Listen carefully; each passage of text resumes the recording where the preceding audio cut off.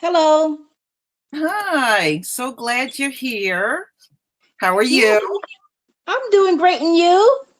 Good, good. We're going to start out by listening to the Testament of Solomon. Okay. Okay. I don't know how familiar you are with that. I'm not extremely familiar. I know about Solomon's life, and Uh, my favorite from him is Ecclesiastes, but I'm not in depth about his life. well, this is when, this is why I wanted to have you on here talking about spiritual attacks, Mhm. because Solomon, in the Testament of Solomon, he actually handles 72 demons, male Oh, and female. And he has such control over them. He's making them build his temple. It's actually kind of funny. And what the Most High does to help him, he sends the angel Michael down with a special ring that's going to mhm. allow him to control these demons. And what Solomon was doing, actually, he was trying to eradicate this world of the demons, because they were attacking people that he even cared about. And some of these demons actually appear more than one time. Now, there's one in here called Asmodeus, and he appears in the book of Tobit as well. Now, Tobit was trying to marry a woman. Her name was Sarah. She had 7 husbands that were killed by the same demon. This demon wanted her. He was infatuated with her. So every time she would go into the marriage chamber with her new husband, he would come in there, this demon, and would strangle him. So Wow. the Most High sent the angel Raphael to help Tobit get rid of this demon because Sarah just couldn't get rid of him. She Mhm. tried, she was praying, but she didn't know what to do. So what they did was they set up a plan because demons apparently did not like the smell of certain fish parts. So Mhm. he had him go into the marriage chamber with the heart and liver of the fish and burn it so that when the demon ran out from the smell of it, Raphael was able to grab him and chain him up and take him far away until the day of judgment. Well, this demon appears before Solomon again. So there are a few that you'll hear more than once throughout the Bible. They some of them make more than one appearance. So Mhm. it's really interesting. But one moral of the story is Solomon is showing us not to be afraid of these evil spirits Yes. and stand up to them and don't show any fear. Because if you don't show any fear, you can get rid of them. Mhm. That's what I love about the story. And I think you will enjoy it. Mhm. I was reading up on it earlier today because I always knew about King Solomon, Uh-huh. but I didn't know about his life in depth. So I'm excited to listen. I So really am. Solomon was a very, you can tell Solomon was beyond his years as far as his intelligence was concerned. Remember, he was the wisest man on earth in his time. Yes. Solomon messed up when he took on 700 wives and he started marrying women of different tribes. And he started Mhm. marrying women that were really considered our enemy. Mhm. See, what happened was he started worshiping the same gods that these foreign wives were worshiping. And that Yes. fell out of favor with the Most High. But up until that point, he was very much favored upon. Mhm. And that's where he messed up. Yeah. He Mm. just took on too many women and he stepped outside of Hebrew women and it literally destroyed him. Mm. Just like it's destroying our men now. Yeah. Yeah. And a lot of men defend polygamy. a lot of them They defend it. defend polygamy, they defend interracial dating, oh, Hmm. the whole 9 yards. And the thing is, all of that's going to get sorted out, Yeah. at the end. But we are battling so many things right now, it's not even funny. And it's Oh, it's not. mm-hmm. All right. Thank you for coming, everybody. Thank you for coming. We're going to start out by listening to the Testament of Solomon. Now, some of you may be familiar with this story in the chat. Some of you may not. But if you're not, then that's good. This will be a great learning experience. Now, the moral of this story is Solomon was granted certain powers over the demons. And there are a total of 72 demons that reveal themselves to Solomon. And you're going to find out a lot of your illnesses are actually demons. Mm-hmm. A lot of your different moods that you go through in your life, those are demons. And and when you listen to this, you're going to be, oh my God, I remember having a sore throat. That was a demon. Yes. It's going to blow you away if you did not know these things.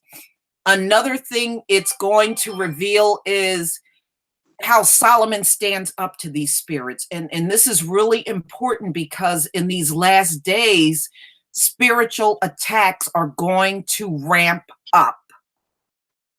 And you have to be prepared for those things. Now, what these demons want to do, they want to take over your body. See, they don't want a body that doesn't have a soul. They want a body that have a soul. And us as Israelites, we have a soul. And we're full human. That's what they want. They want a soul. So we have to keep fighting them off. And another thing, they don't want you to make it into the kingdom. So they're going to try to derail as many of us as possible. These spirits will not always manifest themselves. Now, I know some people have told me they've seen shadows, and when they were under a spiritual attack, and some know the presence is there, but they don't see anything, which is in my case. I know it's there, but I don't see anything. Right. Sleep paralysis. Right. That is one of the things that happens to you during a spiritual attack.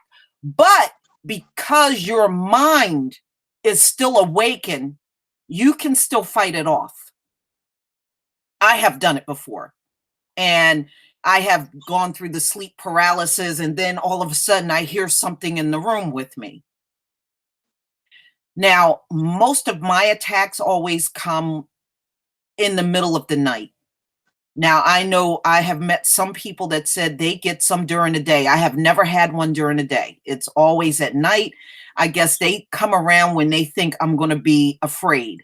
I don't know. I don't know if that's the case or not with you. Because I know you've gone through spiritual attacks too, warrior. For me, they come on at different times. Okay.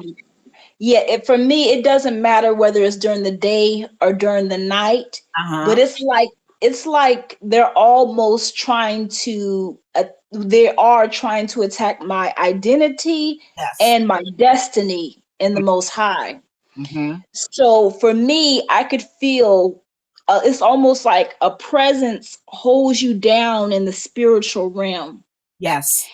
That's what happens to me.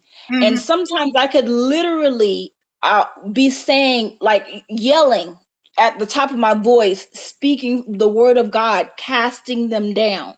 Uh-huh. So for me, it can happen throughout the day or the night. It doesn't matter. And sometimes it lasts over weeks. Now, let me tell you something that has worked for me, warrior Constance. What I do now, and I notice it has lessened my attacks, I now play the Bible real low, either on my phone or on my computer at night. and I notice I have less visits now. And I've been doing that. I have been doing like the book of Psalms, because the book of Psalms is, nearly 5 hours. Or I'll do the book of Jubilees, which is one that's about 13 hours long. And I've been doing that. I've been playing the audio Bible on low. And that does work. And it has been working out. I mean, before it was almost like every couple of weeks an attack came. Every couple of weeks another one came. But ever since I started doing that at night, now they're a lot more rare for me. So I don't know if that's something you've ever tried. Yes, that is something I've tried, listening to the word as I go to sleep, but I was just doing it for like knowledge, and so it could be in my spirit, but never really during an attack. Right. So I'm gonna definitely do that in the future. Yeah. And I started doing that, like, I would say like late last year. And like I said, it has been almost dwindled down to hardly no visits now. Wow. So I have noticed it has made a difference. So I'm going to, without further ado, we're going to start the Testament of Solomon. You're going to learn a lot from this. You really are. And some of you might have even heard these demon names, like in the movie, The Exorcist. Some of these same demon names are actually mentioned in the movie The Exodus. Exorcist. Yeah. So, Hollywood knows this stuff. That's the thing. They've always known. All right. So I'm going to go ahead and start this. It's going to be about an hour. So, and then we're going to get into a deeper discussion about spiritual attacks. Okay. The Testament of Solomon. Testament of Solomon, son of David, who reigned in Jerusalem and subdued all the spirits of the air, of the earth, and under the earth. Through them he also accomplished all the magnificent works of the temple. This tells what their authorities are against men, and by what angels these demons are thwarted. Blessed are you, Lord God, who has given this authority to Solomon. Glory and power to you forever. Amen. Once upon a time, when the temple of the city of Jerusalem was being built and the artisans were working in it, Paralysis the demon came as the sun was setting and took half of the wages and the provisions of the master workman's little boy. Also each day the demon was sucking the thumb of the boy's right hand. So the little boy, who was much loved by me, grew thin. But I, Solomon, interrogated the boy one day and said to him, have I not loved you more than all the other artisans working in the temple of God? And have I not been paying you double wages and provisions? Why then are you growing thinner every day? And the boy said, I beg you, king, listen to what is happening to me. After we are dismissed from work on the temple of God, when the sun has set and I am resting, an evil spirit comes and makes off with half my pay and half my provisions. He also grabs my right hand and sucks my thumb. You can see that when my soul is in distress, my body grows thinner every day. When I, Solomon, heard these things, I went into the temple of God and, praising him night and day, begged with all my soul that the demon might be delivered into my hands and that I might have authority over him. Then it happened that while I was praying to the God of heaven and earth, there was granted me from the Lord Sabaoth through the archangel Michael a ring which had a seal engraved on precious stone. He said to me, Solomon, son of David, take the gift which the Lord God, the highest Sabaoth, has sent to you. With it you shall imprison all the demons, both female and male. With their help you shall build Jerusalem when you bear this seal of God. Now I became so joyful that I continually sang hymns of praise to the God of heaven and earth and glorified him.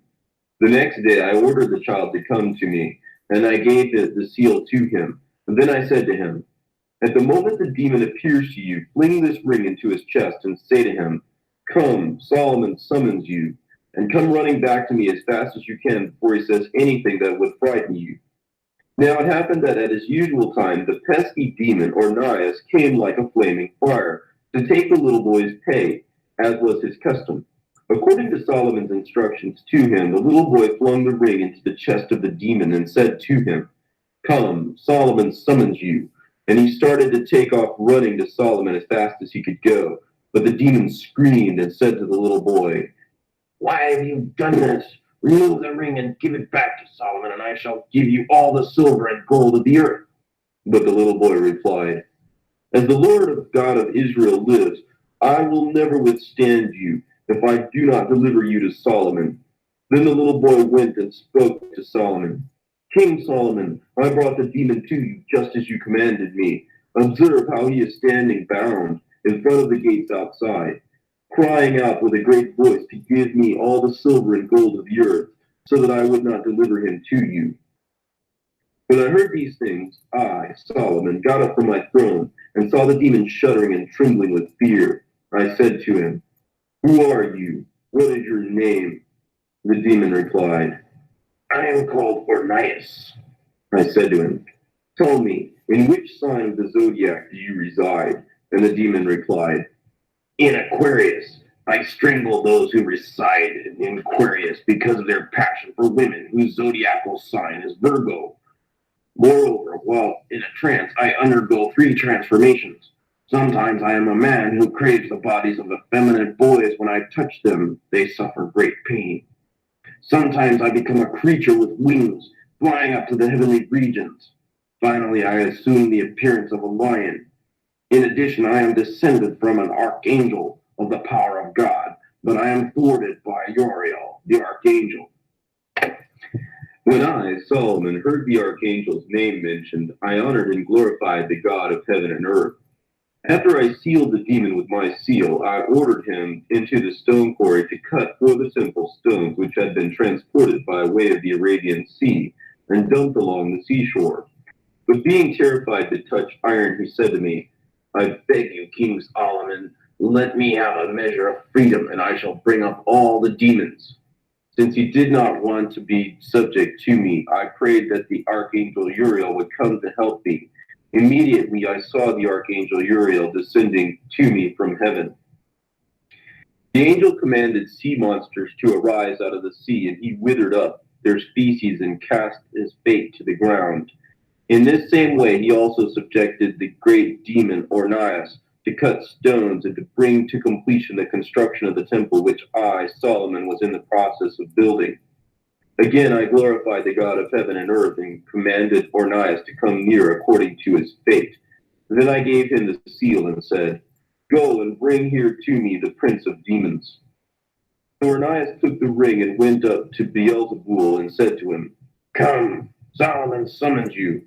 But Beelzebul said to him, "Tell me, who is this Solomon of whom you speak?" Then Ornias flung the ring into the chest of Beelzebul and replied, "Solomon the king summons you." Beelzebul cried out like one who is burned from a great burning fire of flame. And when he had gotten up, he followed Ornias under coercion and came to me.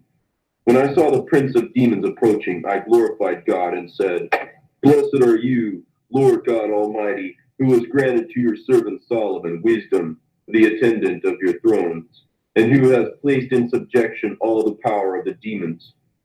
Then I interrogated him and said, "Tell me who you are." The demon said, "I am Beelzebul, the ruler of the demons."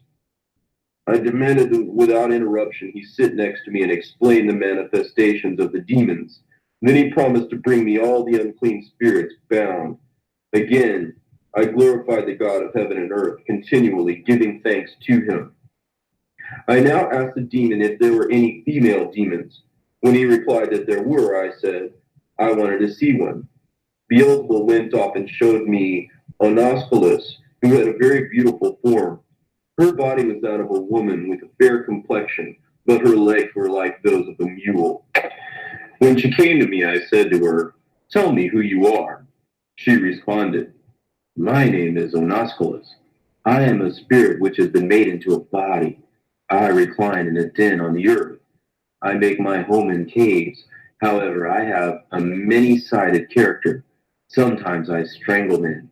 Sometimes I pervert them from their true natures. Most of the time, my habitats are cliffs, caves, and ravines.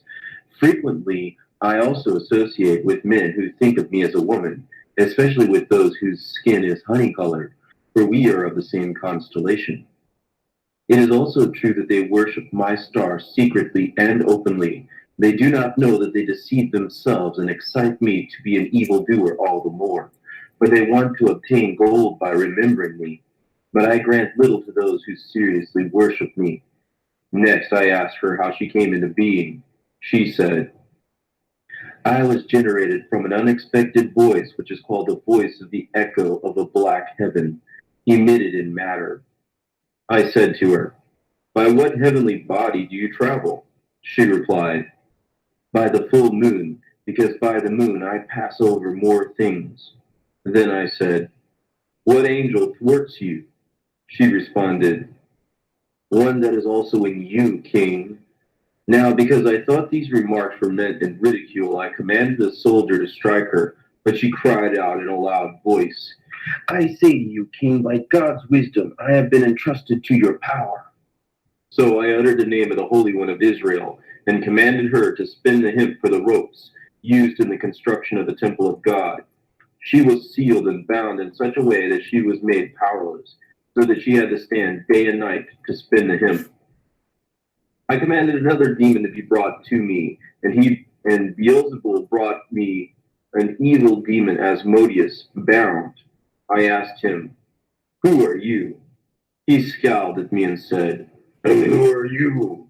And I said to him, you dare to answer so arrogantly when you have been punished like this? He continued to give forth the same look and said to me, how should I answer you? You are the son of a man. For although I was born of a human mother, I am the son of an angel. It is impossible for one of heavenly origin to speak an arrogant word to one of earthly origin. My constellation is like an animal which reclines in its den in heaven. Some men call me the Great Bear, but others the offspring of a dragon. Moreover, a smaller constellation accompanies my constellation, for the high position and throne of my father is always in the sky. So do not ask me so many things, Solomon, for eventually your kingdom will be divided. This glory of yours is temporary.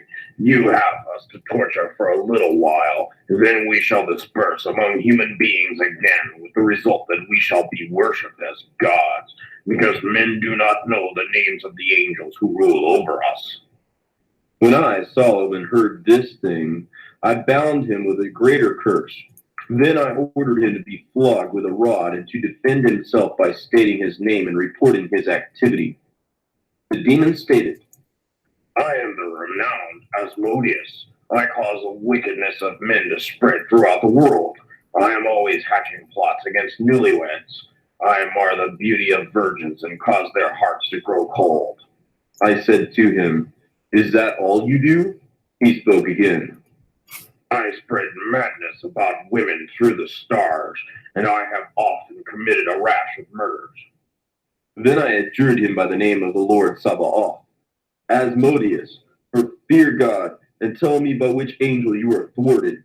The demon said, Raphael, the one who stands before God, but also a liver and a gall of a fish are smoking coals of charcoal drives me away. Then I asked him again, saying, do not hide anything from me, for I am Solomon, son of David. Tell me the name of the fish you fear. He replied, it is called the sheet fish. It is found in the rivers of Assyria, and it is hatched only there. I am also found in those parts. I said to him, is there not something else about you, Asmodeus? He said to me, the power of God which binds me with unbreakable bonds by his seal knows that what I have related to you is true. I beg you, King Solomon, do not condemn me to water. But I smiled and replied, as the Lord, the God of my father, lives, you shall have irons to wear, and you shall mold clay for all the vessels of the temple, eliminating the cost of the mold. And then I ordered 10 water jars to be made available, and I commanded him to be encircled by them. Though he complained bitterly, the demon carried out all things which he had been commanded. Asmodeus did this because he also had knowledge of the future. So I, Solomon, glorified God, who gave me this authority. Then, taking the liver and the gall of the fish, along with the branch of storax, I lit a fire under Asmodeus because he was powerful, and his voice was thwarted, as well as a tooth full of venom. Then I summoned Beelzebul to appear before me again. When he was seated, I thought it appropriate to ask him, "Why are you alone the prince of demons?" He replied, "Because I am the only one left of the heavenly angels who fell. I was the highest ranking angel in heaven, the one called Beelzebul. There also accompanied me another ungodly angel whom God cut off and now imprisoned here. He holds in his power the race of those bound by me in Tartarus. He is being nurtured in the Red Sea. When he is ready, he will come in triumph." I said to him, "What are your activities?" He replied, "I bring destruction by means of tyrants. I cause the demons to be worshipped alongside men, and I arouse desire in holy men and select priests. I bring about jealousies and murders in a country, and I instigate wars." Then I said to him, "Bring to me the one you said is being nurtured in the Red Sea." He retorted, "I will bring no one back to you, but there will come a certain demon whose name is Ephipas, who will bind him and bring him up out of the abyss." I responded, "Tell me why he is in the abyss of the Red Sea and what his name is." He, however, said, "Do not ask me. You are not able to learn that from me. He will come to you because I too am with you." So I said to him, "Tell me in which star you reside." "The one called by men the evening star," he said. Then I said, "Tell me which angel thwarts you." "The Almighty God," he replied. "He is called by the Hebrews Patiker, the one who descends from the heights. He is called by the Greeks Emmanuel. I am always afraid of him and trembling. If anyone adjures me with an oath called the Eloi, a great name for his power, I disappear." Now when I, Solomon, heard these things, I commanded him to cut blocks of Theban marble. As he was beginning to cut, all the demons cried out with a loud voice, because he was their king, Beelzebul. Nevertheless, I, Solomon, persisted in interrogating him, saying, "If you wish to obtain a release, inform me about heavenly things." Beelzebul replied, "Listen, king, if you burn oil of myrrh, frankincense, and bulbs of the sea, along with spikenard and saffron, and light 7 lamps during an earthquake, you will strengthen your house. And it being ritually clean, you light them at the crack of dawn, just before the sun comes up. You will see the heavenly dragons and the way they wriggle along and pull the chariot of the sun." When I, Solomon, heard these things, I rebuked him and said, "Be silent, and continue cutting marble just as I ordered you." After I praised God, I, Solomon, requested the presence of another demon, and he appeared before me. He was bearing his face on the air high above, and the remaining part of his body was crawling along like a little snail. Suddenly he broke through a large contingent of soldiers, raised up a blustering cloud of dust from the earth, transported it upward, and hurled it against me many times. While I watched in amazement, I exclaimed, "What do we have here?" But this continued for a long time. When I stood up, I spat on the ground at that spot, and I sealed him with the ring of God. As a result, the moving air stopped. Then I asked him, saying, "Who are you?" After he had stirred up another cloud of dust, he answered me, "What do you want, King Solomon?" I answered him, "Tell me what you are called. Also, I want to interrogate you." Thus, I give thanks to God who instructs me as to how to respond to their evil plots. So the demon said to me, "I am called Lix Tetrax." "What is your activity?" I queried. He responded, "I create divisions among men. I make whirlwinds. I start fires. I set fields on fire, and I make households non-functional. Usually I carry on my activity in the summertime. If I get a chance, I slither in under the corners of the house during the day or night. I am the direct offspring of the Great One. I asked him, in which constellation do you reside? He replied, toward the very tip of the horn of the moon when it is found in the south. There is my star. Therefore, I was assigned to draw out the fever which strikes for a day and a half. As a result, many men, when they see this, pray about the day and a half fever, invoking these three names, Baltala, Thalal, Melkal, and I healed him. Then I, Solomon, said to him, but when you wish to do evil, who grants you the power? He replied, the angel by whom also the day and a half fever is stopped. Finally, I asked him, by what name are you thwarted? He responded, the name of the archangel Azael. Then I placed my seal on the demon and commanded him to pick up stones and hurl them up to the heights of the temple for the workmen. Compelled, the demon complied with his orders. Again, I glorified God, who gave me this authority, and I commanded another demon to appear before me. There came 7 spirits bound up together, hand and foot, fair and form and graceful. When I, Solomon, saw them, I was amazed and asked them, who are you? They replied, we are heavenly bodies, rulers of the world of darkness. The first said, I am deception. The second said, I am strife. The third said, I am fate. The fourth said, I am distress. The fifth said, I am error. The sixth said, I am power. The seventh said, I am the worst. Our stars in heaven look small, but we are named like gods. We change our position together and we live together.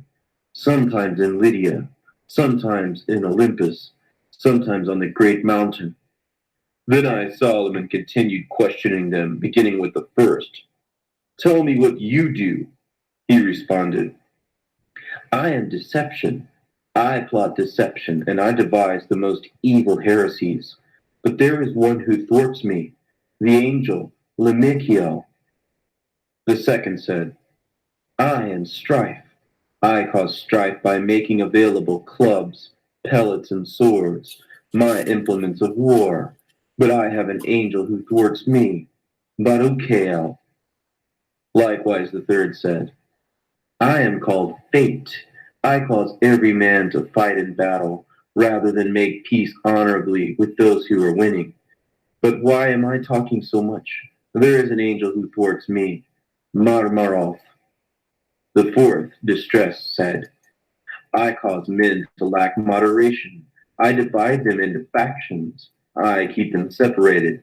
Since strife follows in my footsteps, I set men against each other and do many other similar things to them.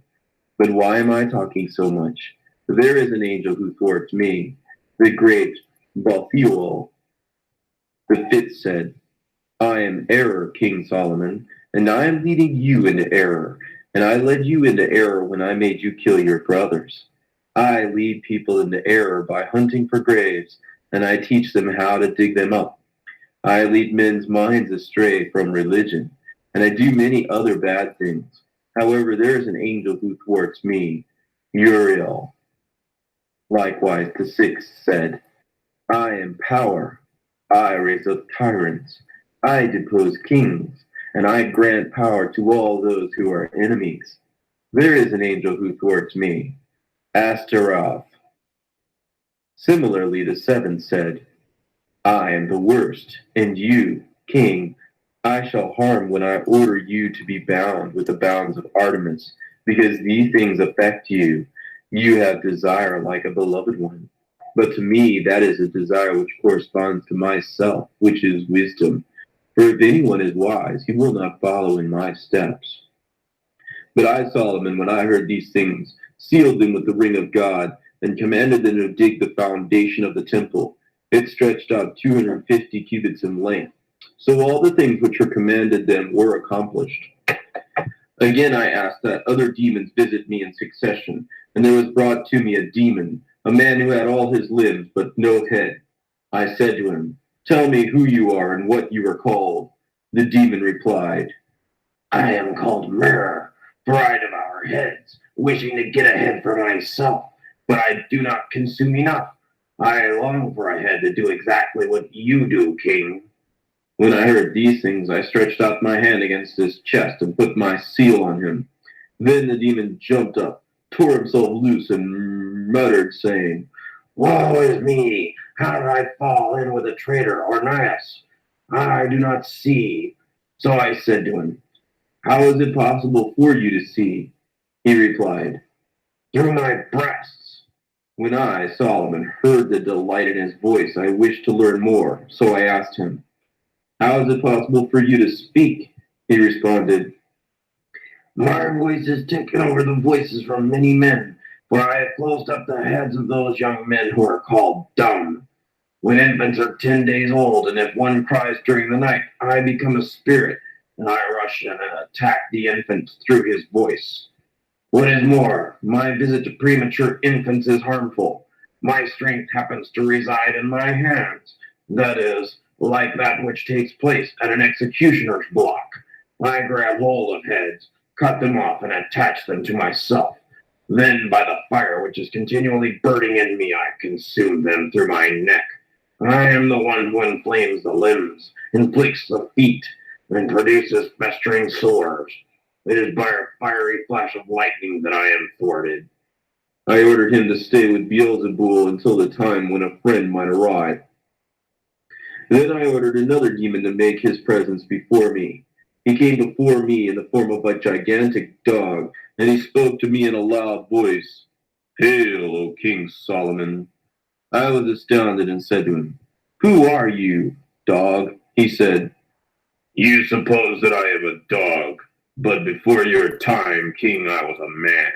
I accomplished many unlawful deeds in the world, and I was so extremely strong that I restrained the stars of heaven, and now I am preparing more evil works. Consequently, I deceive men who follow my star closely, and I lead them into stupidity. I also subdue the hearts of men through their throats, and in this way I destroy them. I said to him, What is your name? He replied, Scepter. Then I said to him, What is your activity, and why do you seem to me to be so prosperous? The demon said, Turn over your manservant to me, and I shall spirit him off to the place in the mountains, where I shall show him an emerald stone shaken loose from its foundation. With it you will adorn the temple of God. When I heard these things, I immediately ordered my household servant to accompany him, and to take the ring bearing God's seal with him. I told him, Go with him, and whoever shows you the emerald stone, seal him with the ring. Observe the place in detail, and bring the ring back to me. So when the demon went out and showed him the emerald stone, the household servant sealed him with the ring of God and brought the emerald stone back to me. I then decided to have the two demons, the headless one and the dog, bound, and to request that the stone be carried about day and night, like, as it were, a light for the working artisans. Next, I extracted from that moving stone 200 shekels for the supports of the altar, for the stone was shaped like a leek. Then I, Solomon, when I had glorified the Lord God, locked up the treasure chest containing the stone, and commanded the demons to cut marble for the construction of the temple. Also, I asked the dog in private, By which angel are you thwarted? He replied, By the great Briathos. I commanded another demon to come before me. He came roaring like a stately lion, and he took his place and questioned me by word.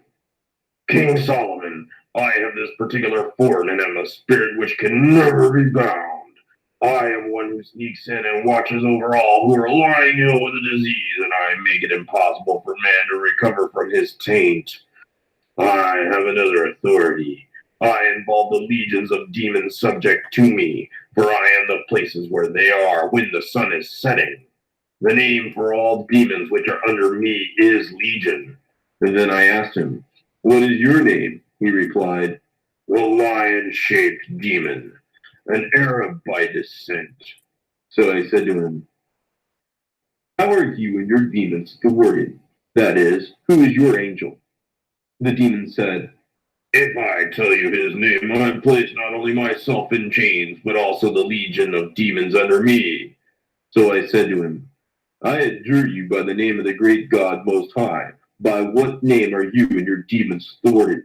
The demon said, by the name of the one who at one time submitted to suffer many things at the hands of men, whose name is Emmanuel.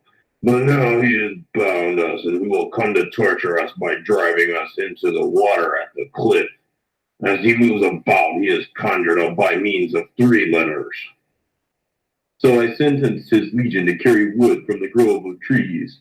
Then I sentenced the lion-shaped one to saw it up as kindling with his claws, and to throw it into the perpetually burning kiln. Now when I had worshipped the God of Israel, I ordered another demon to come forward. This time a 3-headed dragon with an awful skin appeared before me. I asked him, Who are you?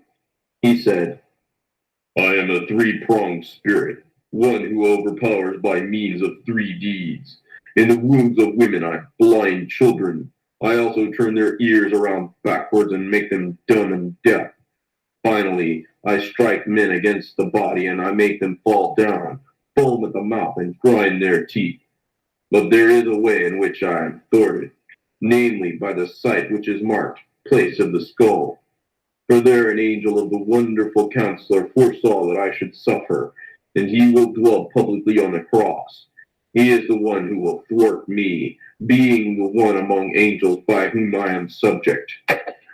But at the place with which he ascended, King Solomon, he will erect a dark pillar formed on the air after Ephipus has brought gift from the Red Sea, from inside Arabia, and the foundation of the temple which you have begun to build.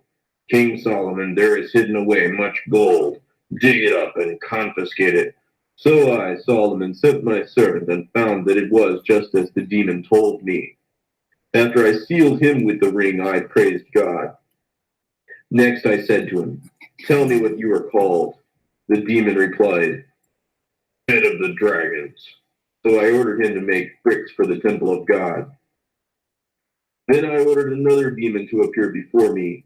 There came before me one who had the shape of a woman, but she possessed as one of her traits the form of the one with disheveled hair.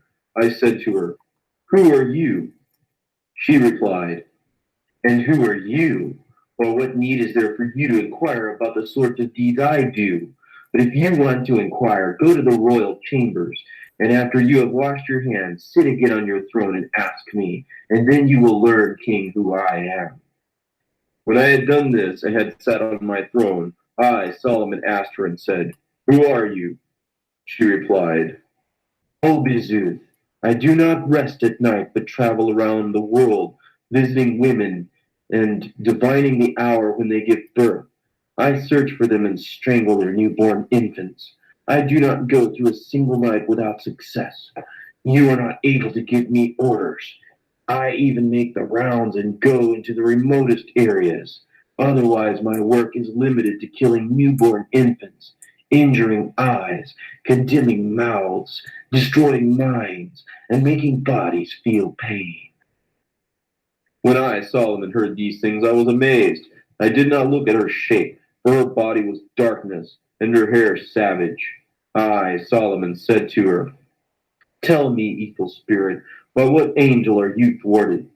She said to me, By the angel Raphael. When the women give birth, write my name on a piece of papyrus, and I shall flee from them to the other world. When I heard these things, I ordered her to be bound by the hair and to be hung up in front of the temple, in order that all those sons of Israel who pass through and see might glorify the God of Israel, who had given me this authority. I again ordered another demon to appear before me. There came to me one who was in the form of a wallowing dragon, having the limbs of a dragon and wings on its back, but the face and feet of a man. When I saw him, I became amazed and said to him, Who are you, and from where have you come? The spirit said to me, This is the first time I have stood before you, King Solomon. The spirit made a god among men, but thwarted by the seal which was given to you by God. Well, I am the so-called winged dragon. I do not copulate with many women, but with only a few who have beautiful bodies, who possess a name of Tuxedo, of this star. I rendezvous with them in the form of a winged spirit, copulating with them through their buttocks. One woman I attacked is bearing a child, and that which is born from her becomes Eros, because it could not be tolerated by men that women perished. This is my activity. Suppose then that I alone am content while the rest of the demons troubled by you, being downcast, should speak the whole truth. They will cause the stack of wood about to be gathered by you for construction in the temple to be consumed by fire. As the demon was saying these things, suddenly the breath coming out of his mouth set the forest of Lebanon on fire and burned up all the wood which was going into the temple of God. Now I, Solomon, saw what the Spirit had done, and I was amazed. After I glorified God, I asked the dragon-shaped demon, saying, Tell me, by what angel are you thwarted? He replied, By the great angel who is seated in the second heaven, whose name is called in Hebrew, Bazazoth. When I, Solomon, heard these things and invoked his angel, I condemned him to cut marble for the construction of the temple of God. Then I praised God and commanded another demon to come before me. Again, there came before me a spirit who had the shape of a woman, but on her shoulders were two separate heads with arms. I asked her, Tell me who you are. She answered, I am Enepsigos, but I am called by countless names. Then I said to her, By what angel are you thwarted? She responded to me, What are you after? What do you want?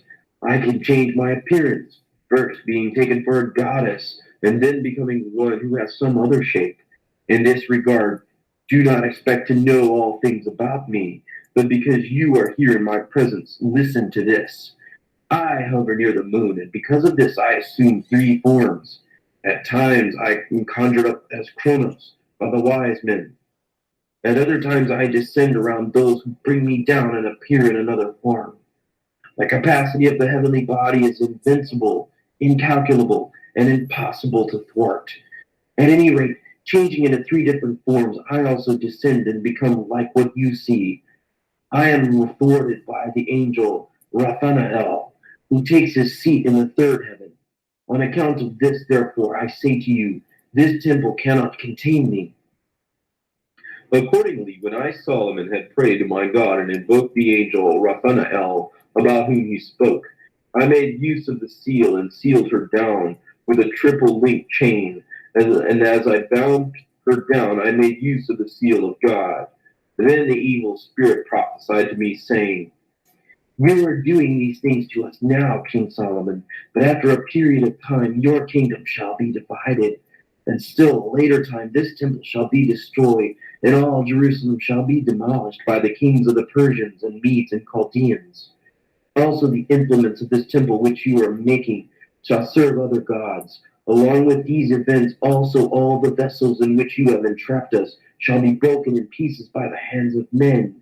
Then we shall come forth with much power, and we shall be scattered here and there throughout the world. We will lead astray all the inhabited world for a long time, until the Son of God is stretched upon the cross. For there has not yet arisen a king like him, one who thwarts all of us, whose mother shall not have sexual intercourse with a man, who holds such authority over the spirits except that one, the one whom the first devil shall seek to tempt, but shall not be able to overcome, the letters of whose names add up to 644. He is Emmanuel. Because of this, King Solomon, your time is evil, your years are short, and your kingdom shall be given to your servant. When I, Solomon, heard these things, I glorified God.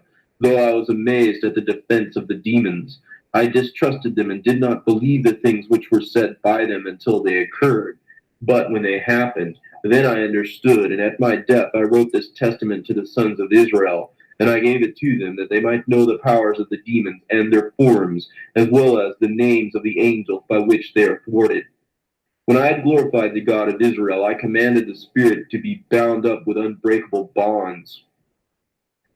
When I had praised God, I commanded another spirit to appear before me. There came before me another demon who had the form of a horse in front and a fish in the back.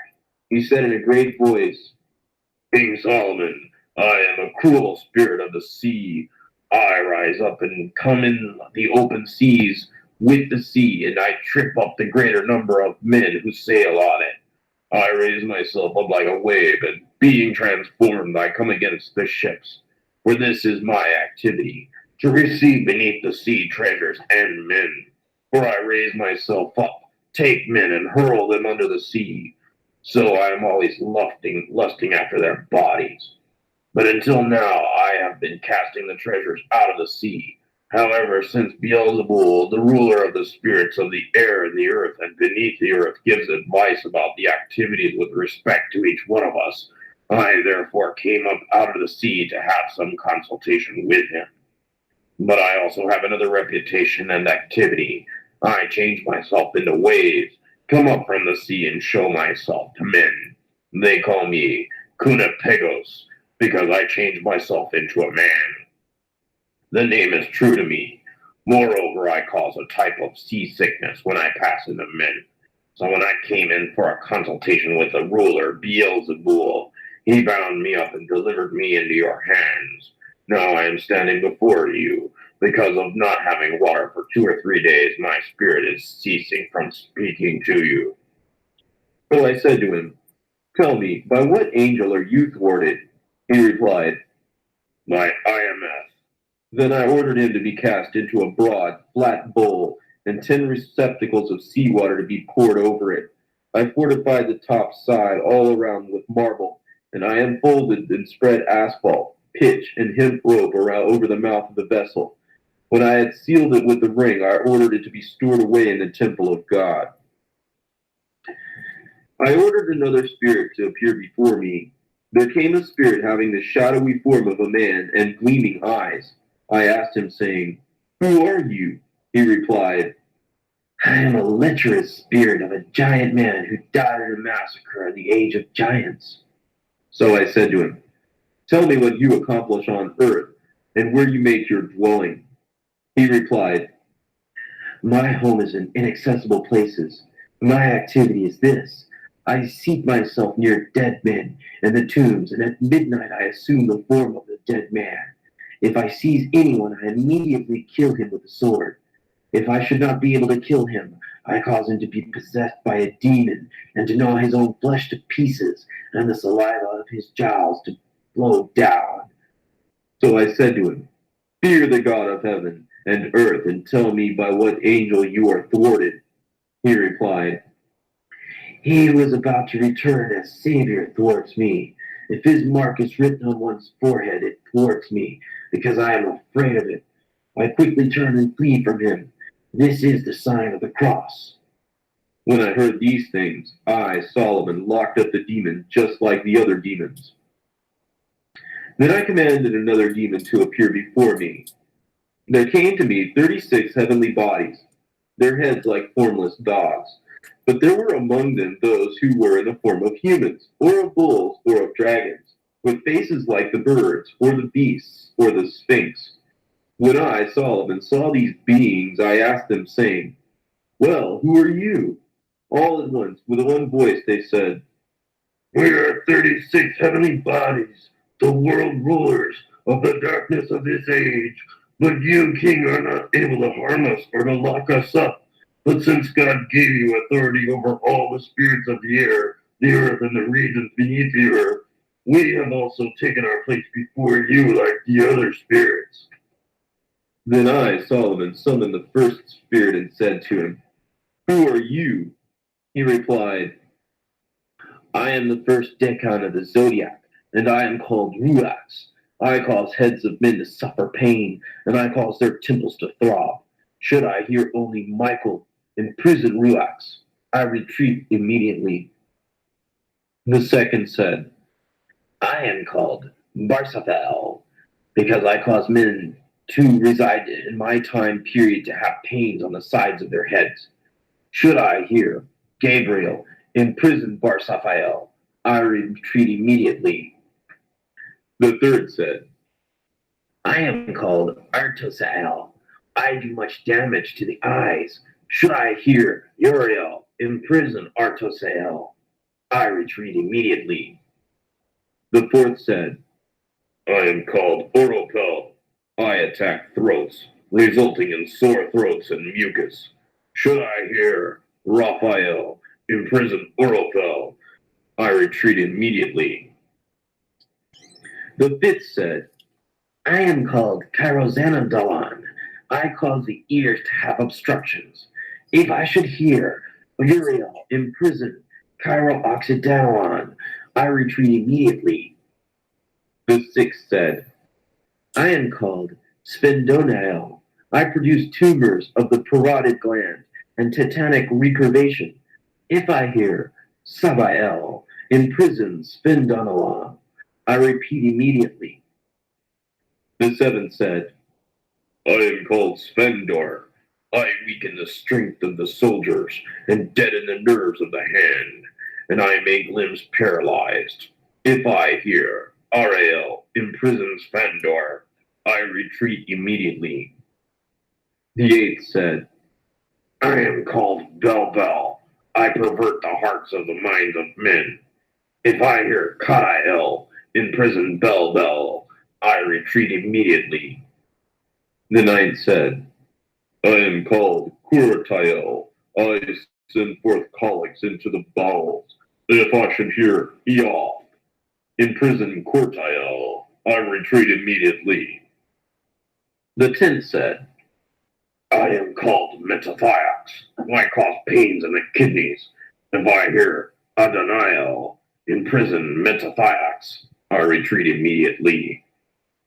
The 11th said, I am called Katanikutel.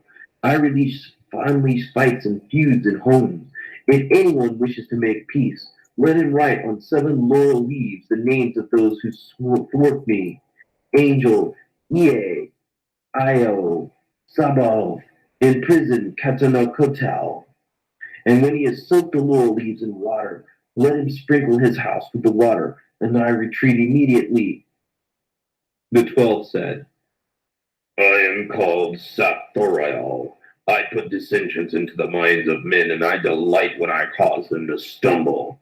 If anyone writes down these words, Aya, Io, sons of Sabaoth, and wears them around his neck, I retreat immediately. The 13th said, I am called Phobothel. I cause loosenings of the tendons. If I hear Adonai, I retreat immediately. The 14th said, I am called L'Oreal. I bring on chills and shivering and sore throat. If I hear Ajax, do not stand fast. Do not be fervent, because Solomon is fairer than 11 fathers. I retreat immediately. The 15th said, I am called Subelti.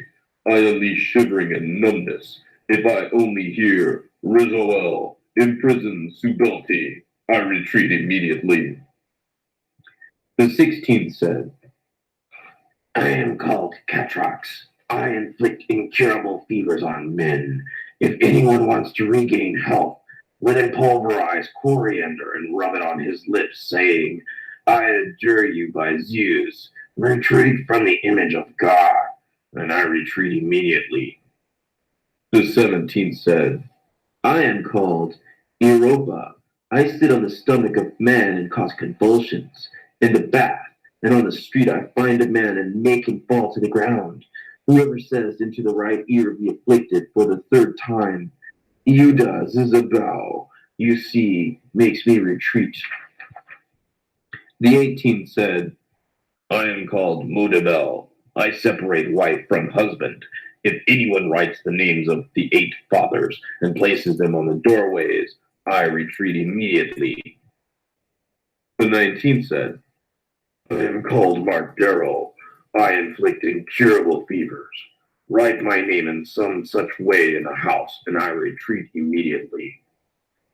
The 20th said, I am called Rix Nathotho. I locate myself in the knees of men. If anyone writes on a piece of papyrus, Bonobiel, I retreat immediately. The 21st said, I am called Rix Alad. I produce the croup in infants. If anyone writes Rarideris and carries it, I retreat immediately. The 22nd said, I am called Rix Aldumiath. I inflict heart pain.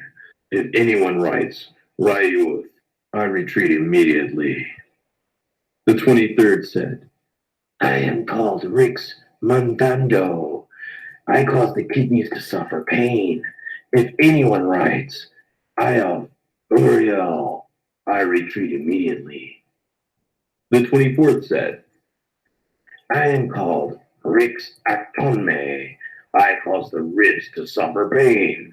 If anyone writes on a piece of wood from a ship which has run aground, Marmayoth of mist, I retreat immediately. The 25th said, I am called Rix Anatherath. I send gas and burning up into the balls. If I hear Arara Arare, I retreat immediately. The 26th said, I am called Rix, the Anutha. I make off with minds and alter hearts. If anyone writes Kalazael, I retreat immediately. The 27th said, I am called Rix Oxibuth. I cause men to suffer from diarrhea and hemorrhoids. If anyone adjures me in pure wine and gives it to the one who is suffering, I retreat immediately. The 28th said, I am called Rix Hapax. I unleash insomnia. If anyone writes Kok Pedismos and wears it down from the temples, I retreat immediately. The 29th said, I am called Rix Anuster. I unleash hysteria and cause pains in the bladder. If anyone mashes up the seeds of laurel into pure oil and massages the body with it, saying, I adjure you by Marmayoth, I retreat immediately. The 30th said, I am called Rix Thakasuret. I bring on long-term illnesses. If anyone puts salt into olive oil and massages his sickly body with it, saying, Cherubim, Seraphim, help me, I retreat immediately. The 31st said, I am called Rix Alureth. In the case of swallowing fish bones, if anyone puts a bone from his fish into the breasts of one who is suffering, I retreat immediately. The 32nd said, I am called Rix Akuthan. I detach tendons. If I hear Adonai, Malthi, I retreat immediately. The 33rd said, I am called Rix Akonao, because I cause sore throat and tonsillitis. If anyone writes on ivy leaves, Lekurogos, heaping up on them in a pile, I retreat immediately. The 34th said, I am called Rix Autof. I cause jealousies and squabbles between those who love each other, but the letters Alpha and Beta written down thwart me. The 35th said, I am called Rix Neoth. I cast the evil eye on every man, but the much suffering eye, when inscribed, thwarts me. The 36th said, I am called Rix Mayana. I hold a grudge against the body. I demolish houses. I cause the flesh to rot. If anyone writes on the front entrance of his house as follows, Melto, Ardad, Anaath, I flee from that place. When I, Solomon, heard these things, I glorified the God of heaven and earth, and I ordered them to bear water. Then I prayed to God that the 36 demons who continually plague humanity go to the temple of God. Then I, Solomon, was honored by all men under heaven, for I was building the temple of God, and my kingdom was running well. All the kings were coming to me to observe the temple of God that I was building, and they supplied me with gold and silver, and brought in bronze, iron, lead, and wood for the temple furnishings. Among them, Sheba, queen of the south, who was a witch, came in with much arrogance and bowed down before me. Now it happened that one of the artisans, a dignified man, threw himself down before me, saying, King Solomon, son of David, have mercy on me, an elderly man. I said to him, Tell me, old man, what do you want? He replied, I beg you, king, I have a son, my only son, and every day he does terribly violent things to me, striking me in the face and head, and threatening to send me to a terrible death. Because he did this, I came forward to request a favor, that you will avenge me. When I heard these things, I commanded his son to be brought before me. When he came, I said to him, Do you admit to this? He replied, I did not become so filled with rage, king, that I struck my father with my hand. Be kind to me, O king, for it is not right to pay attention to such a story and to his distress. Therefore, when I, Solomon, heard the young man, I summoned the elderly man to come and reconsider. But he did not want to come and said, Let him be put to death. Then, noticing that the demon Ornias was laughing, I became very angry that he would laugh in my presence. Dismissing the young man, I ordered Ornias to come out, and I said to him, Cursed one, did you laugh at me? He replied, I beg you, king, I did not laugh because of you, but because of the wretched old man and the miserable young man, his son, because after 3 days he will die. See, the old man has the intent of doing away with him in an evil manner. I said, Does he really have such an intent? The demon said, Yes, king. And then I commanded the demon to go away, and the old man and his son to come back, and I ordered them to become friends. And then I said to the elderly man, In 3 days bring your son back to me. When they had prostrated themselves before me, they departed. Then I ordered Ornias to be brought to me again, and I said to him, Tell me, how do you know that the young man will die in 3 days? He responded, We demons go up to the firmament of heaven, fly around among the stars, and hear the decisions which issue from God concerning the lives of men. The rest of the time we come and, being transformed, cause destruction, whether by domination, or by fire, or by sword, or by chance. I asked him, Tell me then, how do you, being demon, are able to ascend into heaven? He replied, Whatever things are accomplished in heaven are accomplished in the same way also on earth, where the principalities and authorities and the powers fly around and are considered worthy of entering heaven. But we who are demons are exhausted from not having a way station from which to ascend or on which to rest. So we fall down like leaves from the trees, and the men who are watching think that stars are falling from heaven. That is not true, king. Rather, we fall because of our weakness, and since there is nothing on which to hold, we are dropped like flashes of lightning to the earth. We burn cities down and set fields on fire, but the stars of heaven have their foundations laid in the firmament. When I, Solomon, heard these things, I commanded the demon to be kept under guard for 5 days. After 5 days, I summoned the old man, but he did not want to come. Then, when he did come, I saw that he was depressed and mourning. I said to him, Where is your son, old man? He replied, I have become childless, O king, and without hope. I keep watch at the grave of my son. Upon hearing these things and knowing that the things which were spoken to me by the demon were true, I glorified the God of heaven and earth. Now when Sheba, the queen of the south, saw the temple I was building, she thought it was marvelous and contributed 10,000 copper shekels. She entered the inner part of the temple and saw the altar, the cherubim and seraphim overshadowing the mercy seat, the 200 gems glittering from the various ornaments of the lamps, and lamps also decorated with emeralds, hyacinth, and lapis lazuli. She also saw the silver, bronze, and gold vessels and the bases of the pillars entwined with bronze, wrought in the pattern of a chain. Finally, she saw the bronze sea, which was supported by 36 bulls, and all were busy working in the temple, of pay amounting to 1 gold talent apart from the demons.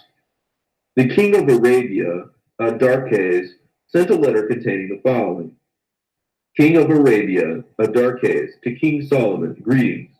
I have heard about the wisdom which has been granted to you, that, being a man from the Lord, there has been given to you understanding about all the spirits of the air, the earth, and beneath the earth. There still exists a spirit in Arabia. Early in the morning, a fresh gust of wind blows until the third hour. It is a terrible blast that kills man and beast, and no counterblast is able ever to withstand the demon. I beg you, therefore, since this spirit is like a wind, do something wise according to the wisdom which has been given to you by the Lord your God, and decide to send a man who is able to bring it under control. Then we shall belong to you, King Solomon. I and all my people and all my land and all Arabia will be at peace if you carry out this act of vengeance for us. Consequently, we implore you, do not ignore our prayer and do not become our Lord for all time. Farewell, my Lord, as ever. After I, Solomon, read this letter, I folded it, gave it to my servant, and said to him, After 7 days, remind me of this letter. So Jerusalem was being built, and the temple was moving toward completion. Now there was a gigantic cornerstone which I wished to place at the head of the corner to complete the temple of God. All the artisans and all the demons who were helping came to the same location to bring the stone and mount it at the end of the temple, but they were not strong enough to budge it. When 7 days had passed, I remembered the letter of the king of Arabia. I summoned my servant boy and said to him, Load up your camel, take a leather flask and this seal, and go up to Arabia to the place where the spirit is blowing. Then take hold of the wineskin and place the ring in front of the neck of the flask against the wind. As the flask is being filled with air, you will discover that it is the demon who is filling it up. Carefully then, tie up the flask tightly, and when you have sealed it with the ring, load up the camel and come back here. Be off now, with blessings. Then the boy obeyed the orders and went to Arabia. Now the men from the region doubted whether it was possible to bring the evil spirit under control.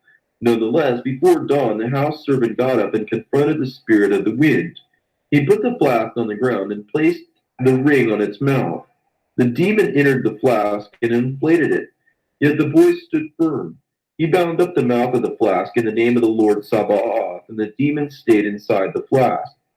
To prove that the demon had been overcome, the boy remained 3 days, and when the spirit did not blow any longer, the Arabs concluded that he really had trapped the spirit. Then he loaded the flask on the camel. The Arabs sent the boy on his way with gifts and honors, shouting praises to God, for they were left in peace. Then the boy brought in the spirit and put it in the foremost part of the temple. The following day, I, Solomon, went into the temple, for I was very worried about the cornerstone. Suddenly, the flask got up, walked for 7 steps, and fell down on its mouth before me. I was amazed that even though the demon was entrapped in the flask, he had the power to walk around, and I ordered him to get up. Panting, the flask arose and stood up, and then I asked him, saying, Who are you?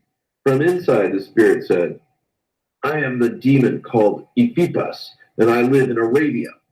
I said to him, By what angel are you thwarted? He said, By the one who was going to be born from a virgin and be crucified by the Jews. Then I said to him, What can you do for me? He responded, I am able to move mountains, to carry houses from one place to another, and overthrow kings. I said to him, If you have the power, lift this stone into the beginning of the corner of the temple. But he responded, I will raise not only this stone, king, but with the aid of the demon who lives in the Red Sea, I will also lift up the pillar of air which is in the Red Sea, and you shall set it up where you wish. When he had said these things, he went in underneath that stone, lifted it up, went up the flight of steps carrying the stone, and inserted it into the end of the entrance of the temple. I, Solomon, being excited, exclaimed, Truly the scripture which says, It was the stone rejected by the builders that became the keystone has now been fulfilled, and so forth.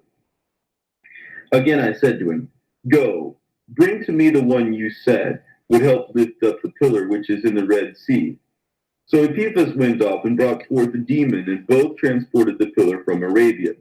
However, having outwitted them, because these 2 demons could have upset the whole world with one tip of the scales, I sealed them around on one side and the other and said, Keep watch on them carefully. Thus they have remained holding up the pillar in the air until this very day as a proof of the wisdom granted to me. The enormous pillar was suspended through the air, lifted up by the spirits, and thus from below the spirits appeared just like air lifting it up. When we looked intently, the lower part of the pillar became somewhat oblique, and so it is to this day. Then I interrogated the other spirit, the one who came up out of the sea with the pillar. Who are you? What are you called? And what is your activity? For I have heard many things about you. But the demon said, I, King Solomon, am called Abezethibu, and one sat in the first heaven, whose name is Ameluth. Therefore I am hostile, winged demon with one wing, plotting against every wind under the heavens. I was present at the time when Moses appeared before Pharaoh, king of Egypt, hardening his heart. I am the one whom Jannes and Jambres, those who opposed Moses in Egypt, called to their aid. I am the adversary of Moses in performing wonders and signs. I therefore said to him, how is it that you are found in the Red Sea? He responded, during the time of the exodus of the sons of Israel, I gave Pharaoh pangs of anxiety and hardened the heart of him as well as of his subordinates. I caused them to pursue closely after the sons of Israel, and Pharaoh followed with me, and so did all the Egyptians. I was there at the time when we followed together. We all approached the Red Sea. Then it happened that at that time, when the sons of Israel crossed over, the water turned back upon us and covered our company of the Egyptians. I was to be found there. I, too, was engulfed by the water, and I remained in the sea, being held down there by a pillar until the people arrived. Next, I, Solomon, adjured him to hold up the pillar until the end. Then, under the direction of God, I adorned the temple of God in total beauty, and I was rejoicing and praising God. Now I took countless wives from every land and kingdom. I also took a journey to the kingdom of the Jebusites, and saw a woman in their kingdom. And I fell madly in love with her, and wanted her to be my wife in my harem. So I said to her, their priests, give me this Shumanite, because I am madly in love with her. They replied, if you love our daughter, fall down before our gods, the great Raphan and Moloch, and take her. However, I did not want to worship their gods, so I said to them, I worship no foreign god. But they threatened violence against the maiden, saying, if you have the opportunity to go to the kingdom of Solomon, say to him, I will not go to bed with you unless you become like my people, and take 5 locusts and sacrifice them in the name of Raphan and Moloch. So because I loved the girl, she was in full bloom, and I was out of my senses, I accepted as nothing the custom of sacrificing the blood of locusts. I took them in my hands and sacrificed in the name of Raphan and Moloch to idols, and I took the maiden to the palace of my kingdom. So the Spirit of God departed from me that day on which my words became an idle talk. She convinced me to build temples of idols. As a result, I, wretched man that I am, carried out her advice, and the glory of God completely departed from me. My spirit was darkened, and I became a laughingstock to the idols and demons. For this reason I have written out this, my testament, in order that those who hear might pray about and pay attention to the last things, and not to the first things, in order that they may finally find grace forever. Amen. All right, that's the end. Now, there's one more thing that I want to show you. Now, what you heard at the end about Saudi Arabia, it's a lot of people that believe that Saudi Arabia is the place of hell. Sheol, wow. Some of you might have heard Sheol, and some people may say hell. I'm going to show you a few videos on Saudi Arabia and why people believe that. And you heard the demons specifically talking about Saudi Arabia. I'm going to go ahead and share my screen. There is something I want to show you. Some of you might have seen this before. Some of you may have never seen this. In Arabic, the word demon is jinn. So you'll see things like Medina is the location that I'm going to show you. Medina, the Valley of the Jinn, Jinn Valley. That's Demon Valley is what they call it. So let me just roll this. I want you to see this. Okay. Now watch this. Okay.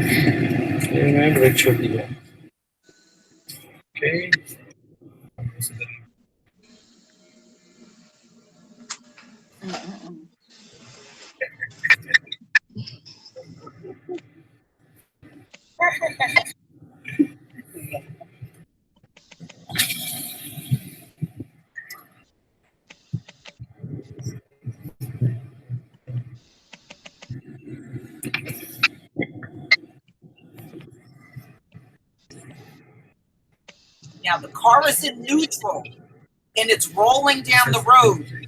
Medina has a certain magnetic pull that is not found anywhere else on the planet. So you could literally put your car in neutral and it'll just roll all the way down the road. And that's what he's showing you. His car is going about 30 miles an hour in neutral. And this only occurs in Saudi Arabia, in Medina, in this one area. Wow. Now look, it's going 40 miles an hour and he's in neutral.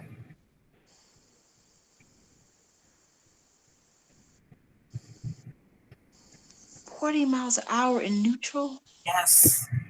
And like I said, it's got a certain magnetic pull. They don't know why, but this is the only place on the planet where this pull occurs. Now he's going 48 miles an hour in neutral. Almost going 60 now. See, his foot is not even on the gas pedal.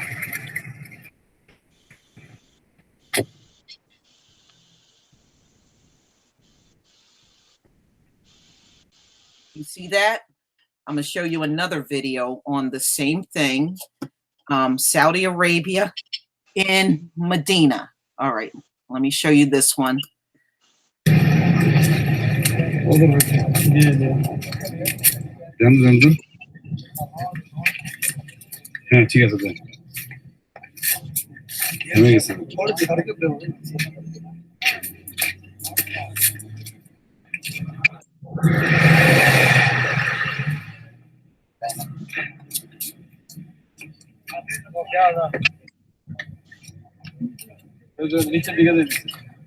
এটা তো যাওয়ার কথা তা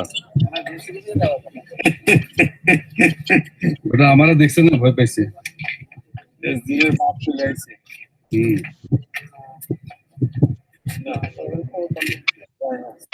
All right, that one wasn't quite as good, but you know, there are, let me see if I can find a better one. Yeah, this is crazy. In fact, 60 Minutes did a show on this and people were going uphill at 50 miles an hour.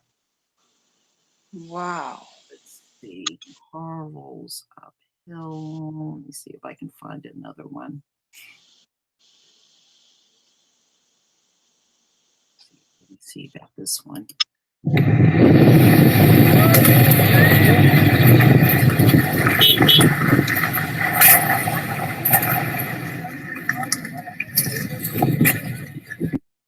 Yeah, I mean, it's crazy.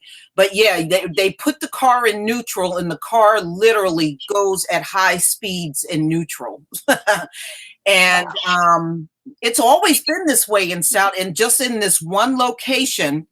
And another thing really unique about it that some of you may not know, they got signs all around Medina telling them, don't come here at night. There have been lots of dead bodies found in that place that are beheaded and shot up and everything. And they retrieve them in the morning. Nobody will go back there at night. That's how dangerous it is in Medina. Yeah, it's called Medina. Yeah. Wow. And even the people there, they're told, they got warning signs everywhere. Don't come back here. You may not come out alive. So wow. I just wanted to show you that. All right. So now let's get to the subject matter that you're here for, Warrior Constance. Now, tell us about your first spiritual attack. And You know, for me, I can tell you I had them, but I think the problem with me, I didn't recognize them right away. Yeah. But what made you notice it? Oh my goodness, my first spiritual attack. I don't know where to start, to be honest with you. What I can remember, one of the major ones is when I pledged a sorority. Uh-huh. That was one of the major ones, and I don't want to get too deep into it, but um, it was like when we were pledging, it was like we were invoking demons. Uh-huh. And I didn't think of it at this time because I was a naive young lady. I just wanted to go to school. I just wanted to join. I joined a sorority, Alpha Kappa Alpha. Mm-hmm. And when we were doing something, it was like we were doing these rituals at night, and it was like I was I was feeling something. Now I've always had like a spiritual sense Uh-huh. because I can see things in the spirit. I get dreams, I get visions. And my grandmother told me, she said, this is not of the Lord. This is not of God. She was like, the stuff, the frogs and all these things we were associated with. During this process, it was like something switched. Uh-huh. And I went completely off, right? Throughout the process, somewhere I kind of lost it on campus. And I went like basically cursing people out, telling people off. Uh-huh. And one day I looked into the mirror and I saw a black witch. Uh-huh. And it was like this witch and some demons it was like they were assigned to me to essentially take me out. Mm-hmm. And so oh my goodness, so with that process I had a nervous breakdown. Oh, I wow. know I could go so deep into this thing, but I know we don't have a whole lot of time, so I don't want to drag it out, but I lost it basically. And it was like an attack, all out an attack on my life. And what I could say, what I want to make sure I say today is that when it comes to spiritual attacks, the enemy wants to attack your identity. Mm-hmm. That's the thing. The enemy, demons, are constantly seeking to divert who you truly are. So it's always so powerful for us to be reminded of the word of the Most High, be knowing who we are so we won't be susceptible to the things that they will bring about in our life and try to evoke. So, Exactly. with that being said, I was on a rampage around college, threatening people, doing crazy things. I was out of my mind. I was hallucinating. I was getting visions.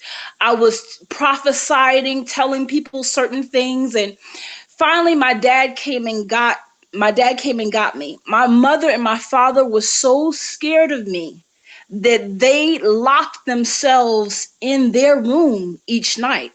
Uh-huh. When I came back, I was out of it. They tried to drug the people, tried to drug me up as far as like going to the hospital and stuff like that. So something happened. I can't remember, an incident happened, but needless to say, it was like that was all like signing on to something demonic when we were doing these rituals. Mm-hmm. And so something in me shifted. I went crazy, did a lot of crazy things on campus. They contacted my family. I went home. When I went home, I still was not right. And I don't know, something happened where they called the doctor to come get me. They called I call it ambulance. We from the country. Uh-huh. And so that's what I call it. I'm from like near Charleston, South Carolina. So they came and got me. And it was like the enemy wanted to take me out. I'm not talking about like take me out, like, play around with me. No, my life was at stake. And Mm-hmm. I remember my parents, I'm sorry. I said, mm-hmm.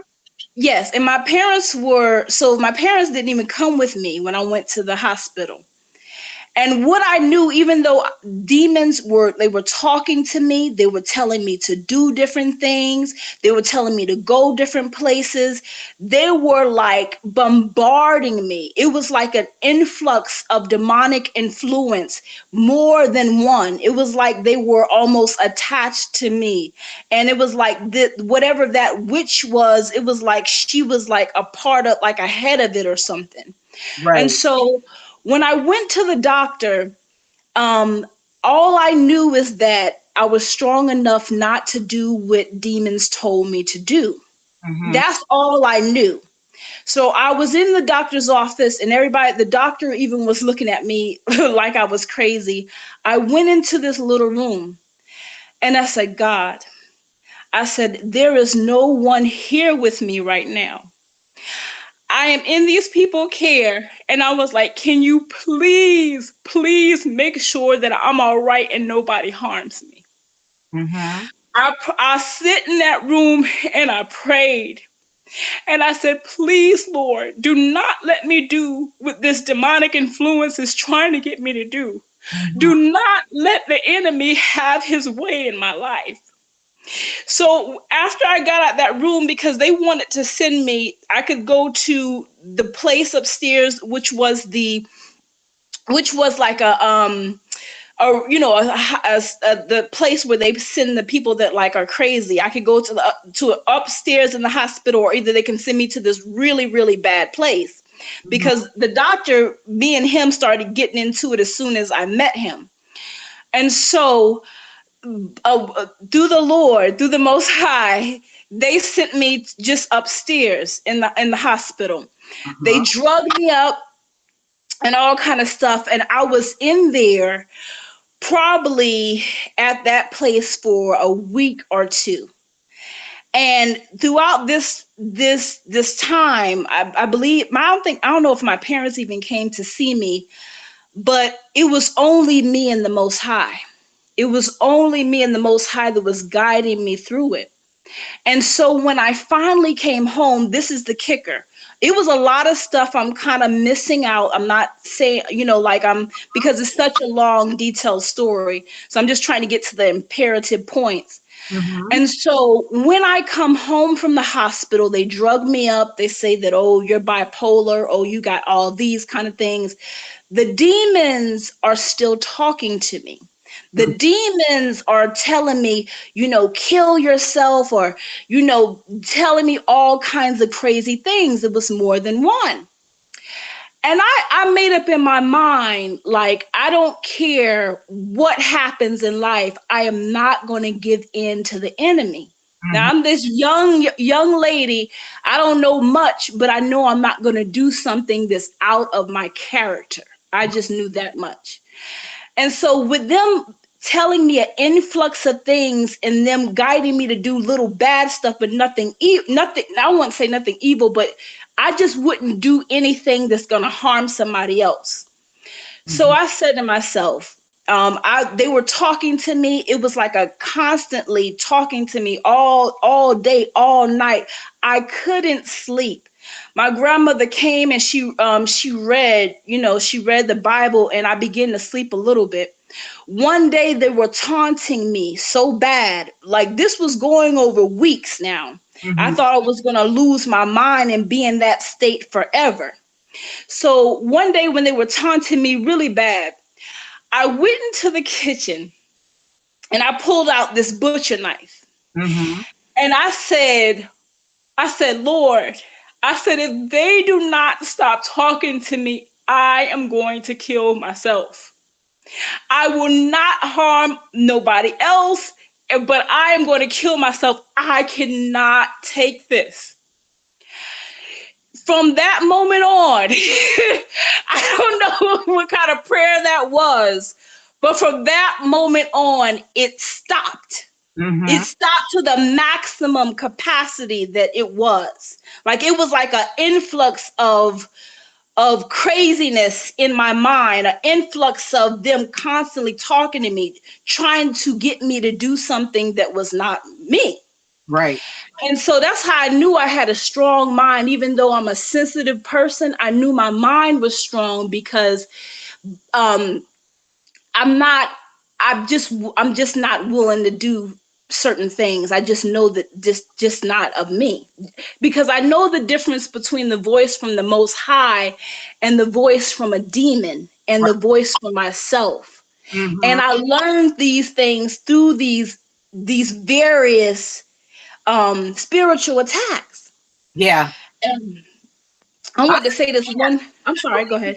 I said, I understand. I'm hearing you and I can relate because of what I've gone through. So, you know, and you bring up a very good point, because a lot of our people will see mental illness in the Black community, and that's all it is. It's demons. And sometimes people are so badly infiltrated, they are just really taken by these demons for the rest of their lives. And it's because they really seriously don't know what to do. You obviously, something happened where you knew to just speak out that prayer to get them off of you. I know that I'm not a lover of the church, but I'll tell you this, I have a praying grandmother. I come from a line of preachers and prophets. Mm-hmm. And it's been in my soul that I'm here to do something positive, to be an encouragement. So I said to myself, no matter what they say to me, I have to be who the Most High has called me to be. So even in my weakest moments, I'm not giving in to what the enemy wants, even if he tries to stump me out. Right. That's my whole concept. That's why I always tell people it's your identity that the devil is after, that demons are after. Exactly. But if we flee, the word soul. We are the only ones with the soul, and that's what they want. Yes. Mm-hmm. And we have authority. Mm-hmm. I'm sorry. I said that's what a lot of people don't realize. Your soul is so priceless and so precious. Even the Most High said, if these Gentiles can figure out how to destroy the souls, he would let us all go and let them just kill us. That's how precious your soul is. That is the richest thing you have. And these demons know it, and they are after that. That's why they're not going after those hybrids. They're coming after you. Mm-hmm. Absolutely. That's why we must know who we are and not budge no matter what, because we have to understand that even whenever we leave this earth, we return, we be back with our Father. We be back with the Most High. So the demons, we have something that they don't have, but people are because we're not educated. That's why I loved that you shared the information, the about the different demons and what they cause. Like, that's why I wasn't saying anything in the chat, because I was just straight listening. And I'm like, I need to go back and look this information up, because this is going to be helpful. Like, if we were just educated about how we're getting attacked, Right. we would be more prepared and be able to recover quickly from these spiritual attacks that we go through. That's right. You know, out of all the ones I had, only 2 spoke to me.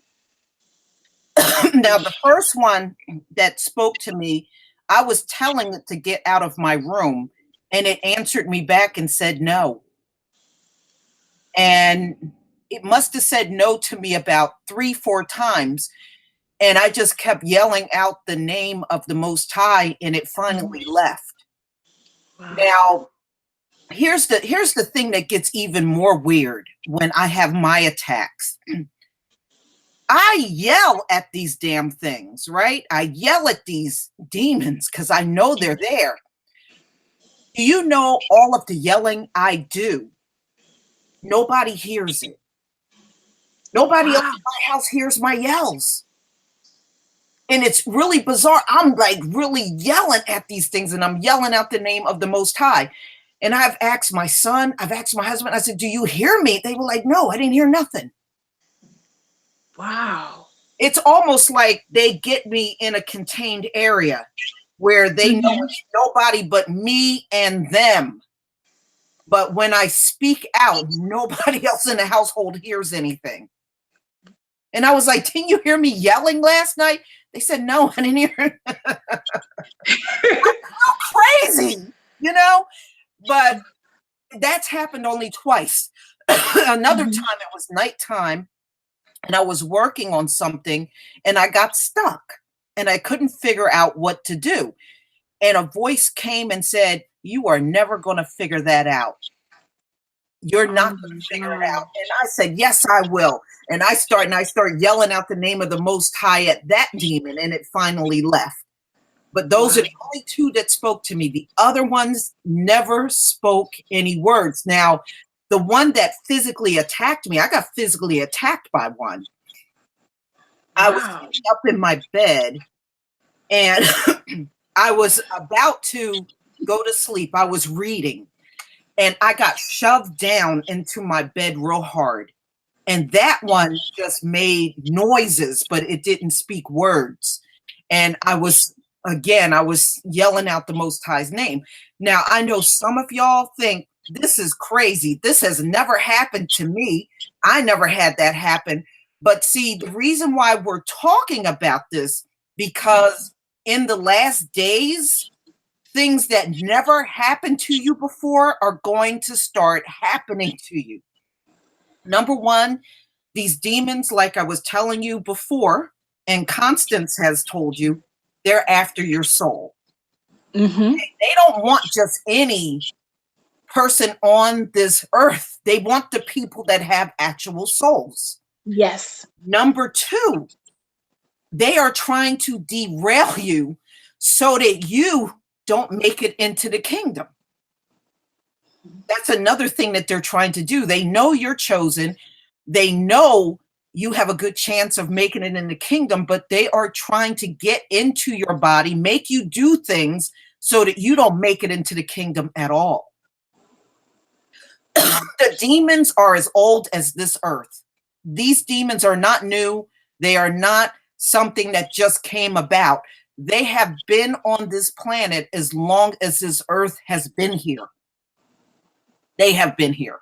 They're old. These entities that come to you and try to just possess you, they have been here for thousands of years, y'all. They didn't just come. And they know exactly who the Most High's people are. They know who you are. That's why they're coming to you. They know that you are one of his chosen. It's scary. I think the first time I went through an attack, I got through it, but it's scary, especially when you can remember it. Now, there are some that actually occur in your sleep, and by the time you wake up, you don't remember it. You know, it's funny that you mentioned that. And I want to say, when you were saying earlier that you yell out, I was thinking, wow, I do that all the time. Sister Lisa, I have even went to my door, opened it up and said, you have to leave now. And I have done this. I've opened up windows because I can feel the presence. Sometimes I see them in the spirit. I've seen a demon sitting on my toilet in the spirit, and I will get my Bible. I will go around here and pray, and I will be yelling up something until I feel that presence goes. But when you were talking just now, you said something. Oh my goodness, it skipped my mind. You said something just now that I could really relate to. You were talking about sleep. Yeah.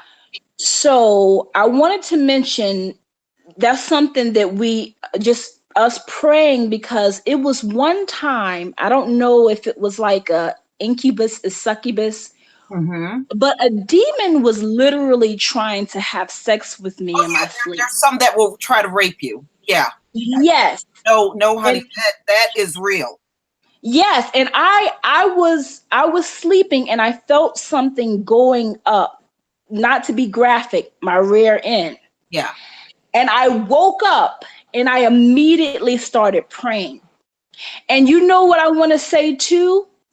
I understood because the Most High has revealed things to me that some of these demons were connected to soul ties of people that I had relationships with, and some of them wasn't even like a sexual relationship.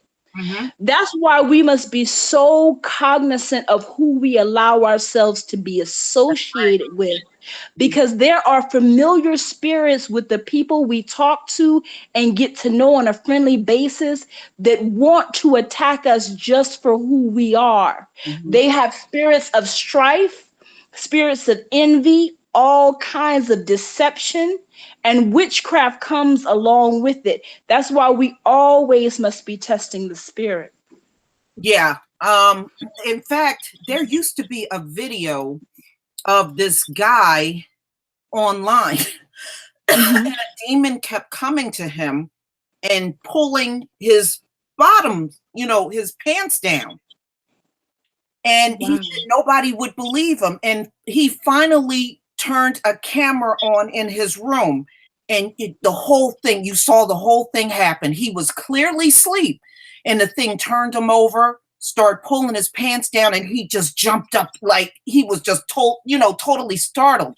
And I don't see it on here anymore. But the thing is, that is real. That is real. I Yes. had an incubus come to me, but it didn't go any further than just being beside my bed. But Yes. they do come. There are some that are very sexual and they come to you because they're trying to rape you. And they also want to keep women and men single. Yes. Do you So know? that's Do you mhm. know when you first get married and when you and your husband get into all those arguments? Do you know that's a demon? Yes. Trying to bust you up. They're trying to make you separate. Yeah, there are Yes. demons that are jealous and they're just used to you, used to you being by yourself. And then when you meet someone, they get upset that you're with someone and they try to split up your relationship. Yes. That's why some people remain single. Yes. That's why some people, finances don't work out or they remain sick.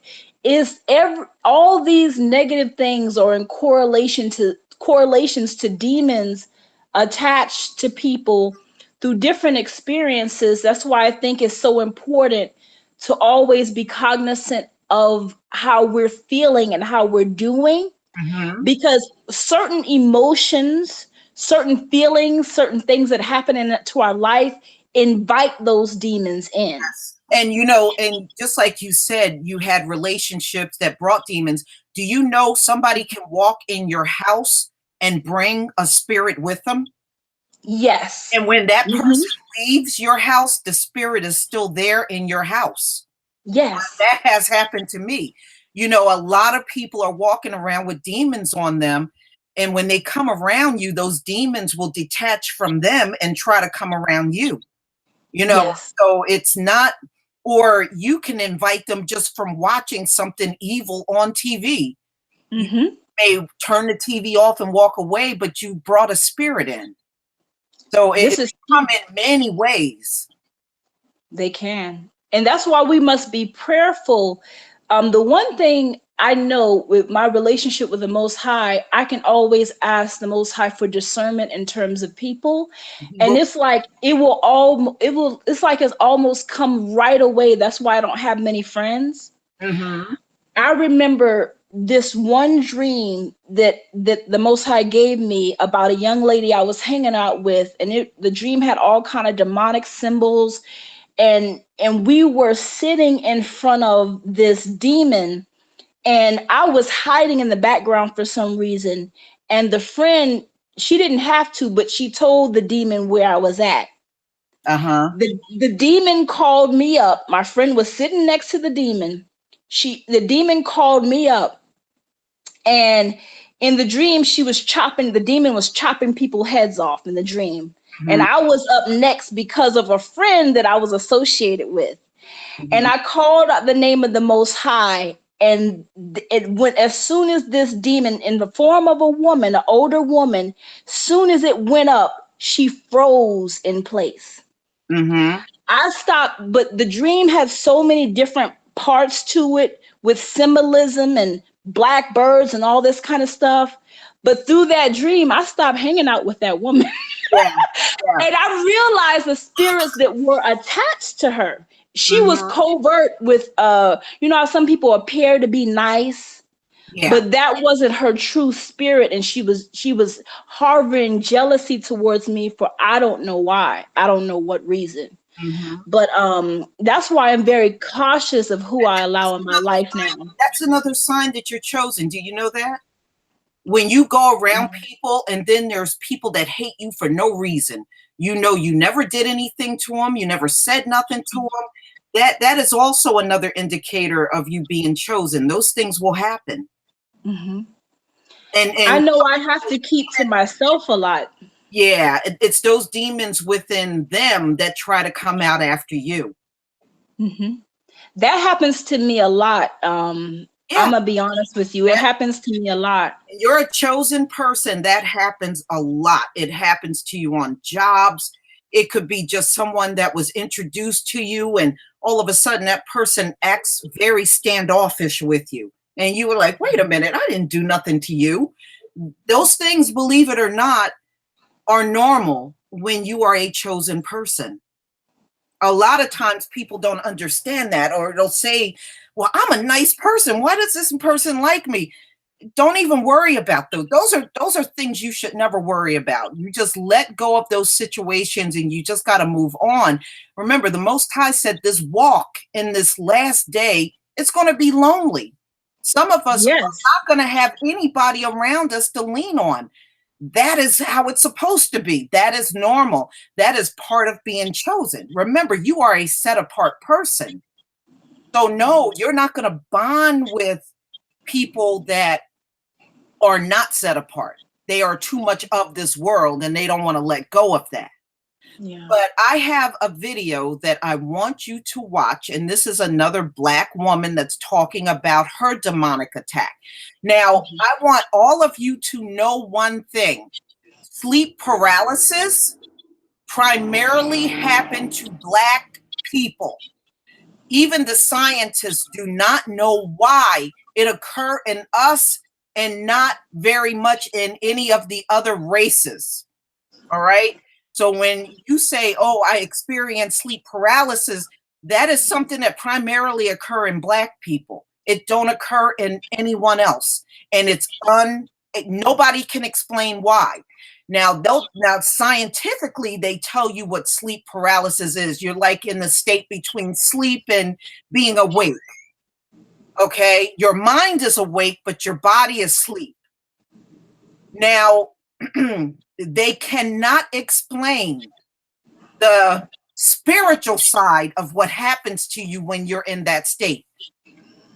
No other race really knows what that is. So when we explain, okay, well, when I was in sleep paralysis, there was some spirit around me. They don't know what that is. Okay, and they don't know what that is. They don't know what you're talking about. But sleep paralysis generally will happen when you are sleeping on your back. That's when it will occur the most. When you sleep on your sides, it don't happen as much. But when you flip your body, and I guess you're just more open, that's when you become paralyzed and you can't move. So I'm going to go ahead and share my screen. There's a video that I want to show you.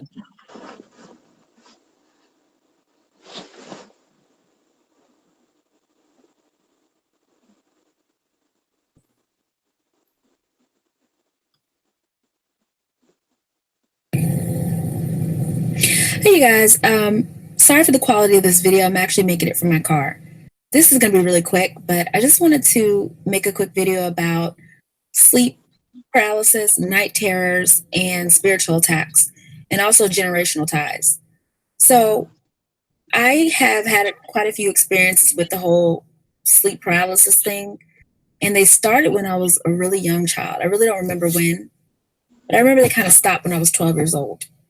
And in these episodes, I'd wake up dead out of my sleep and I would be frozen. And not only that, I would be totally unable to breathe. And it's just like, these things only probably last for maybe 20 seconds, if that, but they seem like forever because you're frozen and you can't breathe. And it's really scary. So fast forward to about maybe 4 years ago, I was house sitting for a friend and spent the night at her house and woke up in the middle of the night into a full-blown episode of sleep paralysis. And in this episode, I could breathe and I actually wasn't afraid, but I was frozen. And what was interesting about this experience was that it lasted for a while. This particular episode lasted for at least 30 minutes, if not longer. I wasn't afraid. I was just really intrigued because the only thing that worked were my eyeballs. Like I couldn't move any other part of my body. And I sleep with the TV on. So in this particular situation, I was listening to everything that was happening on the TV. You know, I was on the Food Channel, Food Network, and I was listening to the whole thing. And another experience I had was earlier this year.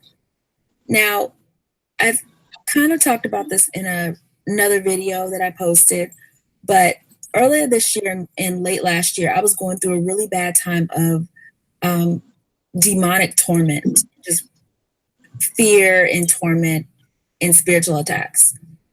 Earlier this year, I woke up dead out of my sleep and I was frozen.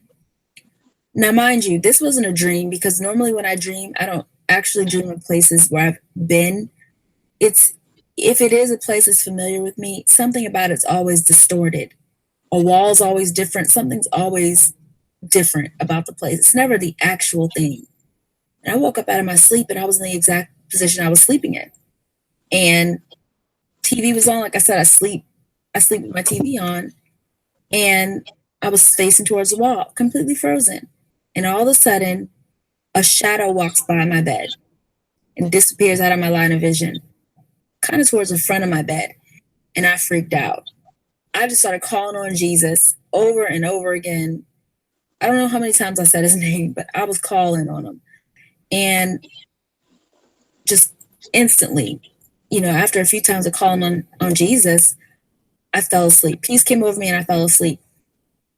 Which, let me add, could not have been possible on my own. There's no way I'm falling asleep and there's a shadow somewhere in my room and I can't see what it's doing. I'm staying awake until I see it exit or I rebuke it or something. There's just no way I could have just fallen asleep, but I did. And so I want to share some experiences also with my mother. She's one of the most spiritually connected people I know. And she has a lot of experiences. Most of hers are of an evil nature. She told me about an experience she had when she was a child, where she woke up out of her sleep and she was out of her body, looking down at herself in the bed. She freaked out and she fell back into her body. Now, mind you, my mom's not that creative. She can't make this kind of stuff up. I love her. Love you, Mom, but she's not that creative. And I'm going to share another experience with her that's pretty personal. I wasn't raised with my parents. I was taken away when I was about 4 years old and put into foster care. My parents were young parents. But my mom had an experience where she was at home and all of a sudden she knew something bad was going to happen. She immediately was overcome with a sense of dread. And she was just completely engulfed with fear. And she looked out the window and all these shapes and shadows were moving. And suddenly my dad busted through the door. Now, I just want to make a note. My father, when they were together at certain points, he was pretty abusive to my mother. But anyway, he came in the door. He was in a complete rage for no reason at all. Completely steaming, fuming, pissed, mad, in this rage. And he starts coming after my mom. And she said she looked into his face and his face changed. It changed. It morphed, if that makes any sense. And she freaked out. My mom said she screamed and ran into the bathroom and locked herself in. And this man was in such a rage, in this, I don't know what you would really want to call it. This man ripped the door off the hinges. My mom said she was able to run past him. She grabbed the keys and was able to run outside and get in the car. And she said she just floored it. She got out of there. She hit it. And my mom never went back. She didn't get her stuff, didn't go back for her belongings. Never, that was it. They never got back together again. She said she was out. That was it for her. Mind you, my mom, this was later in their relationship. My mom and my dad were, knew each other since high school. This was maybe 2006, 7. So, my mom loved my father. Like this had to have been pretty serious. She never went back. And actually, I prayed with my mother because she experiences a lot of stuff like this. And unless God's opening you up to the spiritual realm, there's another cause and you don't want to be open to it. And we really don't know why she experiences a lot of these things. So does, my brother. Actually, 2 of my brothers do. But anyways, I prayed. We have some different ancestry. I know we have Native American ancestry and different things. You just never know what, your ancestors could have opened you up to. But she's definitely opened. And I led her in a prayer to just pray for God to forgive her if she opened up any doors to herself. But, definitely these doors needed to be closed. So please share if you've had any experiences like this. It's always pretty strange experiencing things. And it seems like it's more common than you would think. But please share if you have any experiences, especially if you know any reasons why these things could occur. I know generational ties could be a cause. But yeah, it's pretty common, much more common than you would think. So yeah, you guys, if you have any stories or any comments, please share. Thanks for tuning in. I'll definitely post again very soon. Bye, guys. All right. That occurs in our people more than you can even imagine.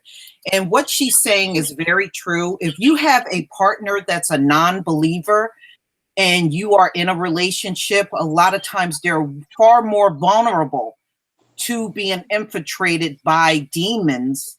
And you'll be in a relationship and you won't know what's going on, and this person is on the full attack. That is more common than you think, especially if you are, excuse me, a believer and you are married or you're dating a non-believer. You'll notice that the non-believer will be more open to attacking you than the one that believes. So, this is why the Most High talks about us being unevenly yoked. That is really important.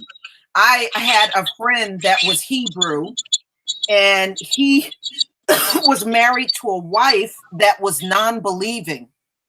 Now, they were married for 20 years. 20 years later, this woman started getting tattoos.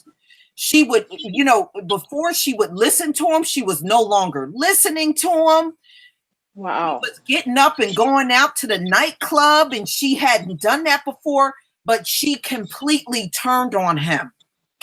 After 20 years of marriage, but she was a non-believer, and their marriage just completely fell apart. And he was like, where did this come from? Where was the woman that I married? But he said she didn't look nothing like herself. She started getting tattoos all over her body and just started looking completely different. And this just showed up like 20 years after they were married. And he said, I don't know what to do. Right. You'll Jet Black, you'll have a non-believing man in your life and they're verbally abusive. That's a demon. Mm-hmm. That's a demon.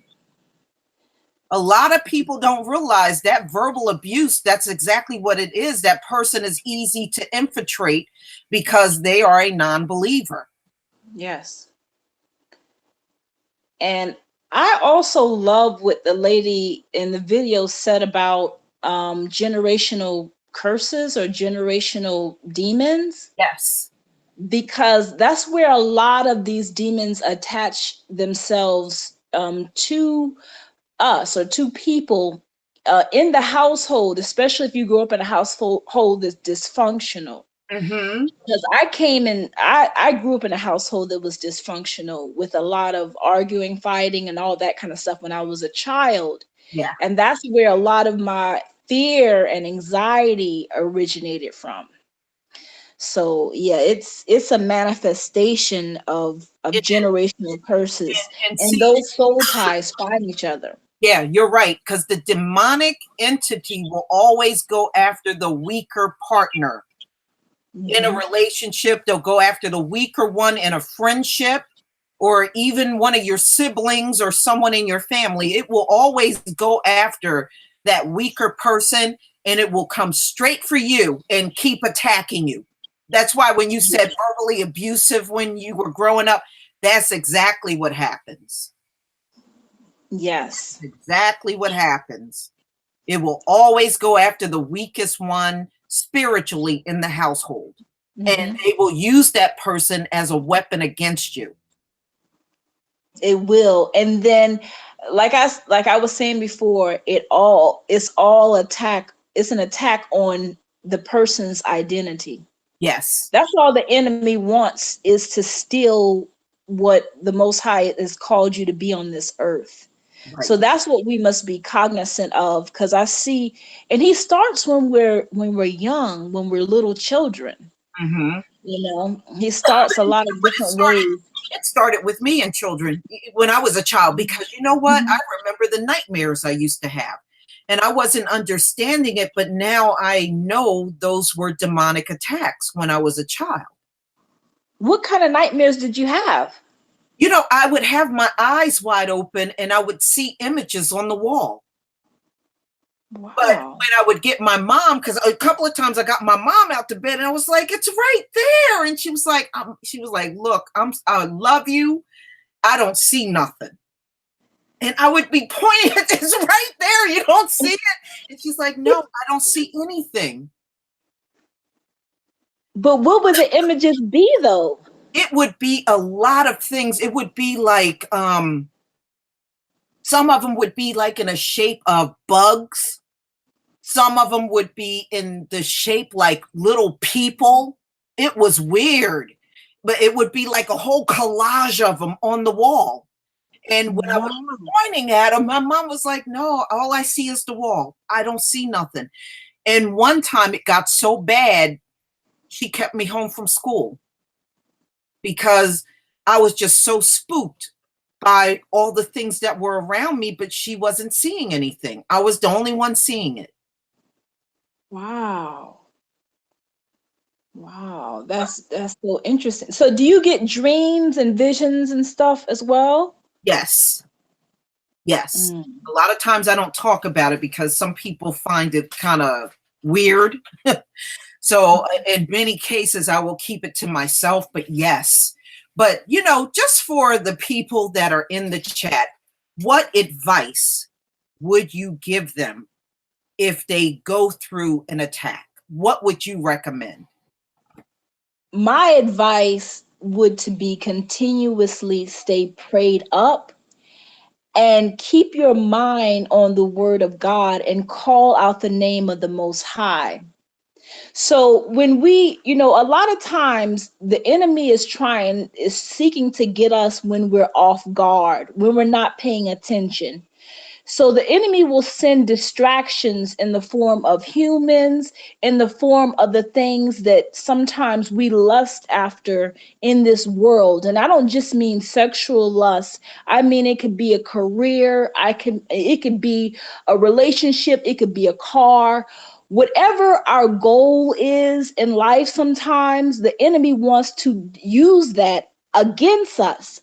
But the word of God says, seek ye first the kingdom and all things will be added on to you. So as long as we keep the Most High first, stay prayed up. When the enemy comes, when you are under some kind of demonic stronghold, don't just sit there and take it. You have to pray. Sometimes you have to scream, read the word. And like you said, Queen Lisa, keep that word on at night when you're sleeping. Continuously pray and continuously cast it down. And it may take some time, I'm not going to lie, because it doesn't always, for me, sometimes I experience these attacks 2 weeks at a time, sometimes. So it may not always come off fast, but it will go away. Mm-hmm. This is another thing I wanted to say. Be cognizant of, like I said earlier, of your feelings. Sometimes the enemy wants to stir up strife in relationships. He wants to bring on the spirit of lust, the spirit of fear, the spirit of rejection. Be cognizant of how you're feeling, because those different spirits can infiltrate your life and cause you to have a spiritual attack. So if you are noticing that you are feeling rageful, jealous, or any sort of feeling that is not of the Most High, you have to repent. You have to forgive anyone that you have something against, that has something against you, and continue to move forward. Because when we give into those feelings and those emotions, that's a segue for demons to come into our life and infiltrate our lives and essentially attack us. That's what the enemy wants to do, attack us through those different areas in our life so we can't achieve what the Most High has us to achieve. So I Exactly. would say keep the Most High first, stay praying, stay watchful, stay reading the word, and stay understanding who you are. Because when you know who you are, no matter what they tell you to do, because demons are going to tell you to do some crazy stuff. They told me to kill myself. They told me to jump off. They told me to drive off bridges. They've told me all kinds of different things, but I never did it because I know who the Most High says I am. And I don't believe that I'm somebody in this earth because of anything that I have. I Mm-hmm. believe I'm somebody in this earth because of who He's called me to be.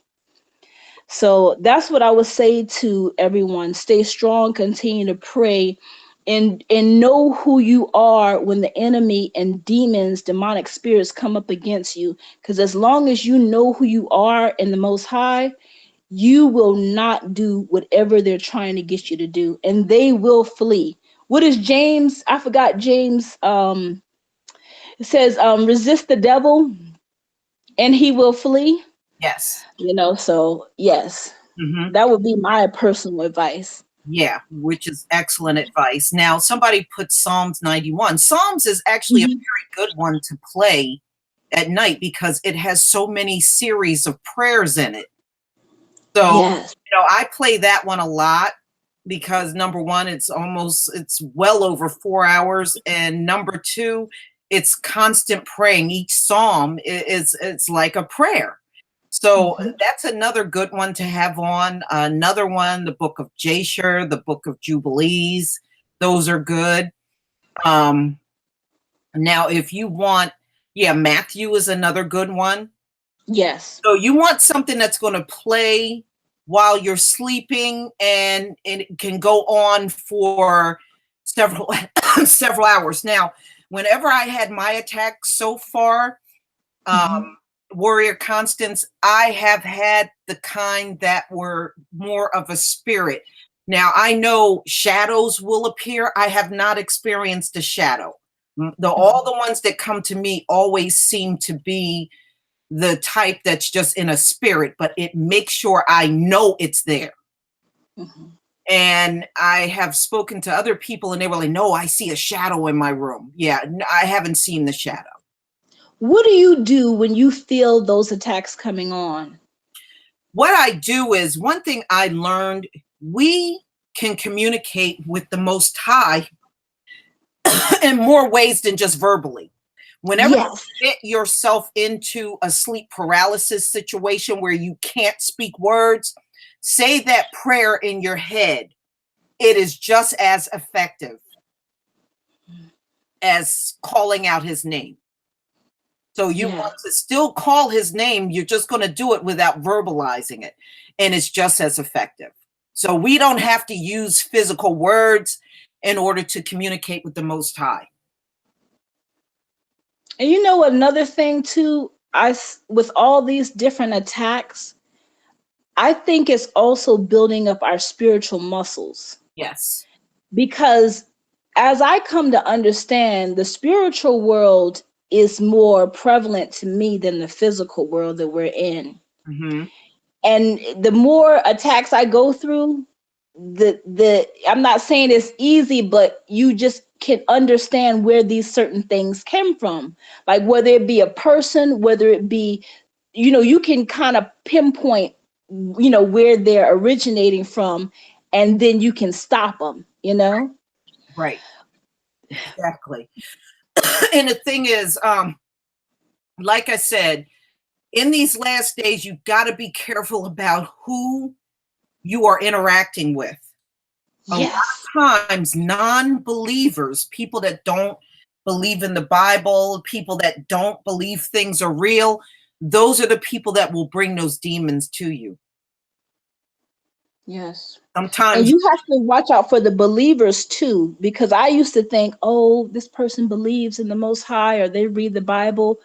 No, sometimes those are, we have to, for myself, I know I have to really test the spirits, because I just used to blindly think that if you were a believer, that you really genuinely were right, living some righteously. people believe, but the reason why it's like that is because they really don't believe the correct way. And unfortunately, the church don't teach the right way. And you may have a spiritual person, but they don't have the right understanding. And yes, somebody like that can also bring demons to you. That is very true. Yes, ma'am. Let me ask you this. Why do you think, and this may be a simple question, that is so consistent? I can just ask, with all the praying, with all the, me going around here and reading the word and casting demons down, why do they continuously come back? Because they believe they can break you. That's why they keep coming back to all of us. If they can keep one of us out of the kingdom, they will be happy. See, if they break you, they can possess you. So yes, they're going to come to some of the strongest, and of course they're going to go to the weakest. But their ultimate goal is to get you as far away from the Most High as possible. Yeah. But we can't be afraid of those things. And we have to keep fighting, because we knew it was going to be like this in the last days. It's ramping up because this world is coming to an end. Yes. So everything is going to ramp up in these last days. This is why we're seeing all the madness with these white people calling the cops on black people. You're seeing all of this madness just go haywire, because we are in the home stretch now. You're absolutely right.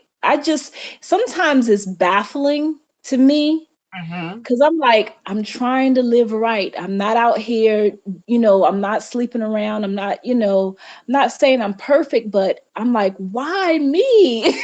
Like, you would think that they would be out there attack the people that's really out there doing crazy stuff, Oh, they're already on them. No, they're already on them, Yeah. and that's why a lot of people that are in the club and they're getting high and they got drug addiction and all kinds, they're already on them. Yeah. They want the people that are hard to break. That's what they want. That's absolutely correct. And what I also understand that the Most High lets me know is that I'm not alone when I go through these things. That's one thing that I live alone. I've lived alone for a very long time, but I'm not alone when I go through these things. I want to share a quick testimony. So I went through a spiritual attack, and at the time of the attack, I was so out of it. I was just like, I'm gonna let my phone, I was just out of it. So I stayed off work at that time. So I was gonna let my phone just go off, right? And I was like, I'm just too out of it to do. And I'm the type of person that I don't tell people what's going on with me a lot of the times. I just kind of suffer through it by myself. And so out of the blue, my phone was off now. My grandmother calls me.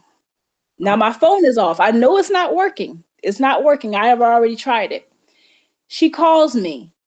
And I was in the kitchen. I go to the other room. I was like, my phone is ringing. What's going on? I go into the room and I said, Grandma, how did you call me? I was like, my phone is off. She said, I told the Lord, let my granddaughter answer this phone call. And my phone was off. And she said, I'm going to pay your bill, blah, blah, blah. And and my family just rallied around me and helped me. And that was the Most High was like, even if you're silent, I'm with you. My angels are with you, protecting you. No matter what comes, no weapon form comes against you, it shall never prosper.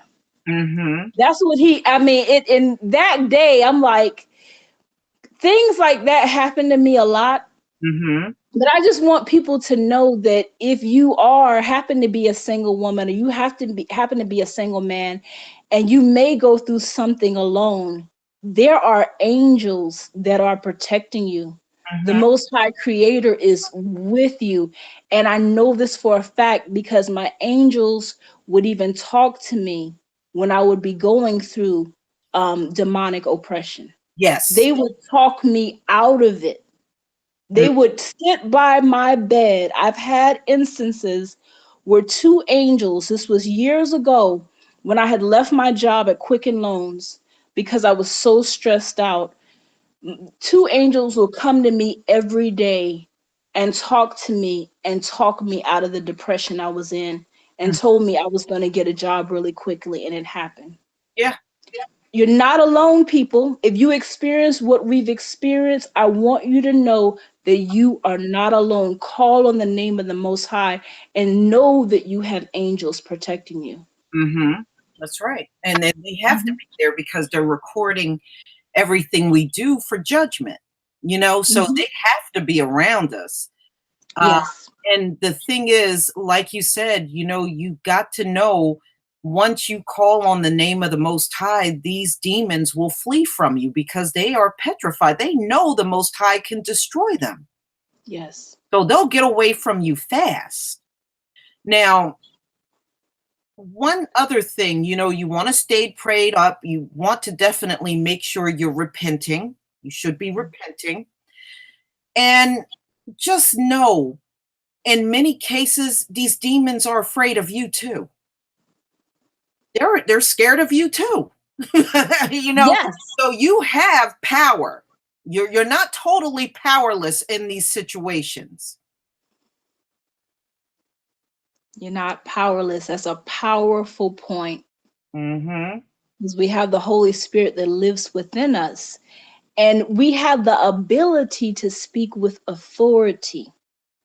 He's given us that authority over them. And I always tell people, they don't have a body. Right. We have the soul and we have the body. Right. Are you going to let some invisible being control and manipulate you when you have the soul and you have the body? That's right. That's what I say to myself too when I get, and listen, when you said you be in your house yelling and screaming, if you saw me, you probably would laugh. Let me tell you, I'll be like, you got to get out here now. I will not. I'll be going off. You would think somebody else was. I was yelling at the one that was answering me. I was really yelling at him. I was like, get out. I said, get your ass out of here. And it's amazing how they really seriously want to be around you. And it's like, what the hell? But like I said, it's crazy when you go through it and this thing is in your room and it's there. And I think it actually scares them that you know they're there, because in many cases they come into your room. Once they enter your room, a lot of people don't know they're there, so they don't address them at all.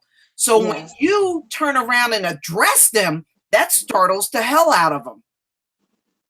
It does. Thought, oh, wait a minute. How do you know I'm here? Because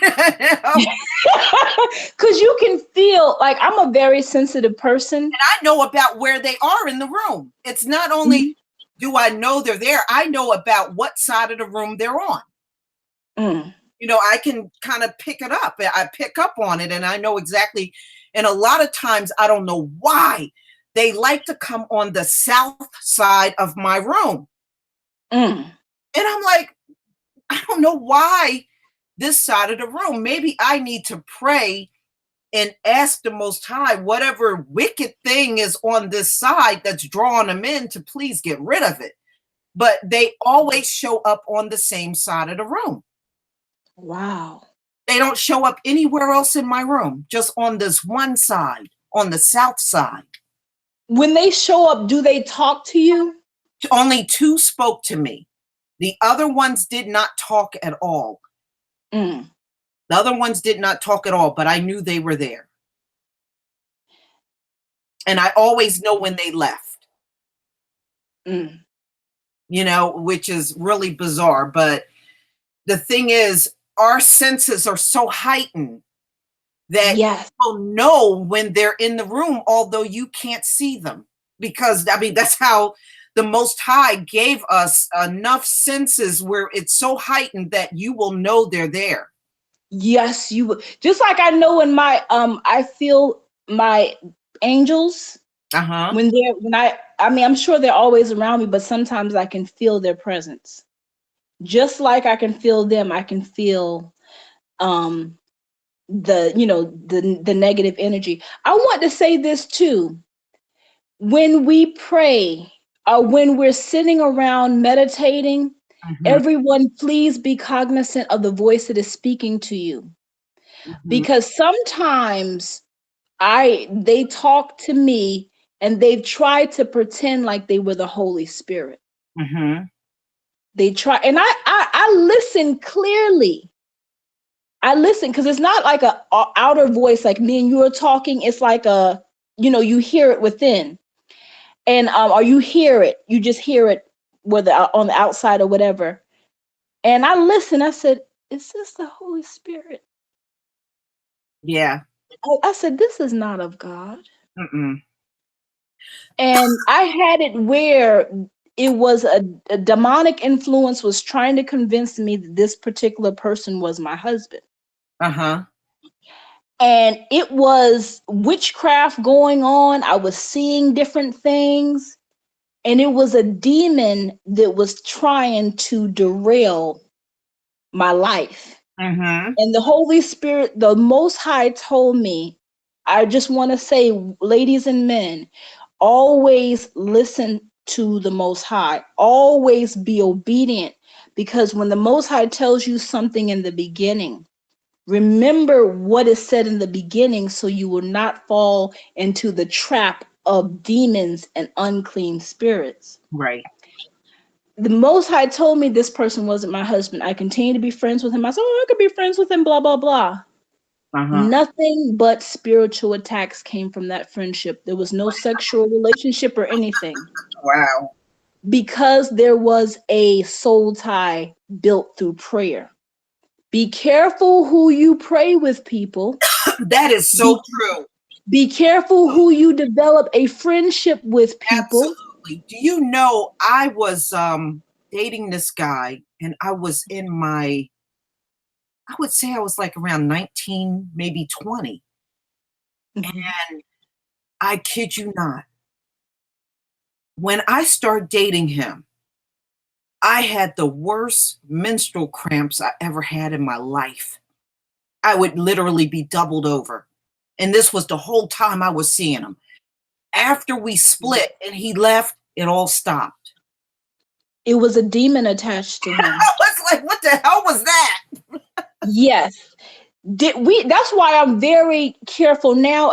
I used to be happy-go-lucky person, like, oh, I'm a very friendly person. But now I understand the concept of demons and how people hide them. They pretend the face, they can't hide it no more because my discernment has been heightened. But I used to be very naive, and that will get somebody messed up. They do sometimes people have demons attached to themselves that they're not even aware. Yeah. And you could be aware, and that demon will affect you if you continue to associate with that person.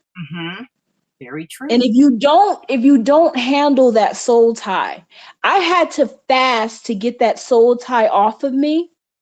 But had I not wanted to get rid of it, those demons would have continued to try to talk to me, convince me, and it was basically stifling myself in the marriage or relationship arena. Because that's what every desire that we have as women and men from the Most High, we're supposed to desire to be married and have children, have families. But the enemy wants to stifle any sort of thing that the Most High has for us. So if he can put a demon in front of us and delay it, he will. Exactly. That is so true. Well, this stuff won't be foreign to you for long. I hate to tell y'all this, but yeah, this is pretty much filling you in. If you have not experienced these things, like I said, you got to be prepared for anything in these last days. Your life will change. Our lives are going to change, y'all. As we start dividing from people, our lives are going to continue to change in a big way. Yes. It is really going to change. And sometimes those changes are from the Most High, and sometimes those changes are going to come from these evil spirits. Don't be scared to walk it alone sometimes. Right. Because you're going to build up that spiritual muscle. You're going to build up that prayer life, and you're going to build up discernment. And my whole thing is what I've learned, each spiritual attack has humbled me. And it just taught me how to be like a child, follow him like the Most High, like a child. And that's what I'm learning. Yes. You know what? I'm gonna go back up here because I thought I saw something. I was asking, and you were talking, so I did not address it. Let me see if I can find it.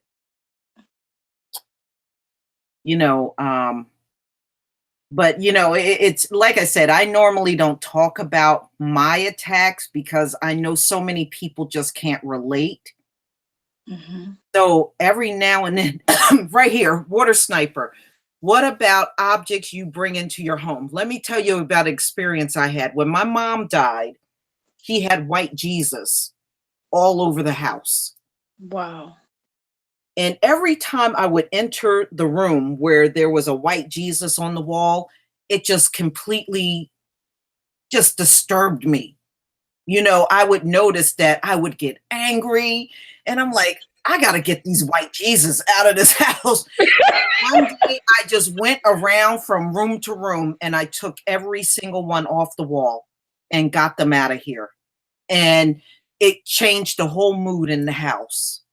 So yes, you can have objects in your house that bring evil things to your household. Yes. Like Santa Claus and all that stuff we really shouldn't have in our house. Yes, that stuff can bring demonic spirits into your house, just having those objects. Or, a lot of people go and get stuff. My son had a good time. He got a baseball bat and tore up every single one of the white Jesus pictures that were in the house. And he had a good time doing it too. Oh, Lord. Go right ahead, Warrior Constance. Oh, yes. I was just saying a lot of people get these artifacts that are tied to like witchcraft, like some of the African statues. I remember I used to wear this necklace around my neck that my brother gave me, and I only wear it because it's my brother. He's living and everything, but that was my way of being close to him. And I went to this African church one time, and the man said, take that off your neck. He said, that's hindering something. I forgot what he told me, but he said, don't ever wear that again. That's hindering something. And it was like some kind of African beads or something that I had. A lot of those things that people are getting from different countries, they don't know what demonic prayers were said over that stuff, or what witchcraft was attached. And they putting things in their house, and it's changing their whole household. Oh, yeah. It's just like a cross. I used to wear a cross all the time when I was in the Christian church. And I had to just take them all and trash them. I had to get rid of all the crosses I had. I had a lot of them, too. I had gold. I had silver, big ones, small ones. I thought I was doing something good wearing my cross. And I was like, oh, no, I shouldn't be wearing this at all. And I had to get rid of those. So, yes, you have to get rid of those things that no longer apply in your life. Absolutely. How did you come out of the church? Well, I went to church off and on throughout my life. I went all the time as a child because I had no choice. Both from my parents were churchgoers. And when I became a teenager, something just said, I'm not going. I'm not going. And like, I was telling everybody this story yesterday. It upset my mom deeply that I refused to go. And it got to the point where I was like, look, if you're going to give me a beating, go ahead and give me the beating, but I'm not going back to church. And it was tough. And at first, my mom would come back from church, she and my dad, and she would try to guilt trip me into going back to church. She'll, mention people, oh, Monica and her family were in church. She listens to her parents and go to church. She would do stuff like that to me. Or, she would be talking about the kids my age. So-and-so was there with their family. They're not refusing to go to church. She would try to guilt trip me into it, but I wouldn't go. I wouldn't go back. When my mother was in like the final years of her life, she was asking me to take her to church, and I started going again just because she wanted to go. And I know it was what she really wanted, and she was not real well at that time, but she wanted to be in the church. So I went back. She passed away in 2010. I'm sorry to hear After that, thank you. After that, that's when I cut off all ties with the church. I have not been back ever since. And a few people from the church knocked on the door and tried to get me back, but I never went back. I think a lot of times in church, they mean well, but they don't give us the meat. Exactly. Hi, Information Man Show. Yeah, I mean, my family thought they were doing the right thing. And I'm not really mad at them. They just didn't know any better. They thought that was the way to go. I knew something was wrong whenever I left the church, and I just felt each time I went, I just wasn't feeling it anymore. Yeah. And it just didn't feel like people were there to serve the Most High. People were there just to put on a show and see who had on this outfit and who was dating who and who was getting married, who was sneaking around with each other. It was a lot of affairs going on in that church too. Wow. And it just didn't feel right. I just did not, I did not feel like being in church was doing anything spiritually for me. Yes. I caught on to that at a young age, and I just didn't want to be there anymore. Wow. So I mean, I can relate. I just think that it's like just like what you allowed us to listen to this morning, us knowing about different demons attached to different sicknesses, attached to different emotions that we feel, those things, that's something practical that we can take back and actually think about. Yes. But not only think about, know the archangels attached to them too. So it's something that we can apply, versus going when you go to church, somebody might say, oh, just pray and God, you'll be healed, It's no practical. Church people say stupid things too. Now, like if somebody dies, oh, that person is with the angels now. No, they're not. But that's stupid stuff like that. Oh, that person is in heaven with God. No, they're not. No, they're not. They're dead. They're in the ground. And they really don't get it. Those people are going to come back at the time of judgment. They're not with the Most High. they're not with him. They're in the ground until the time of judgment comes. When the time of judgment comes and he raises them all back up, that's when they'll be around the Most High, but they are not with them now, okay?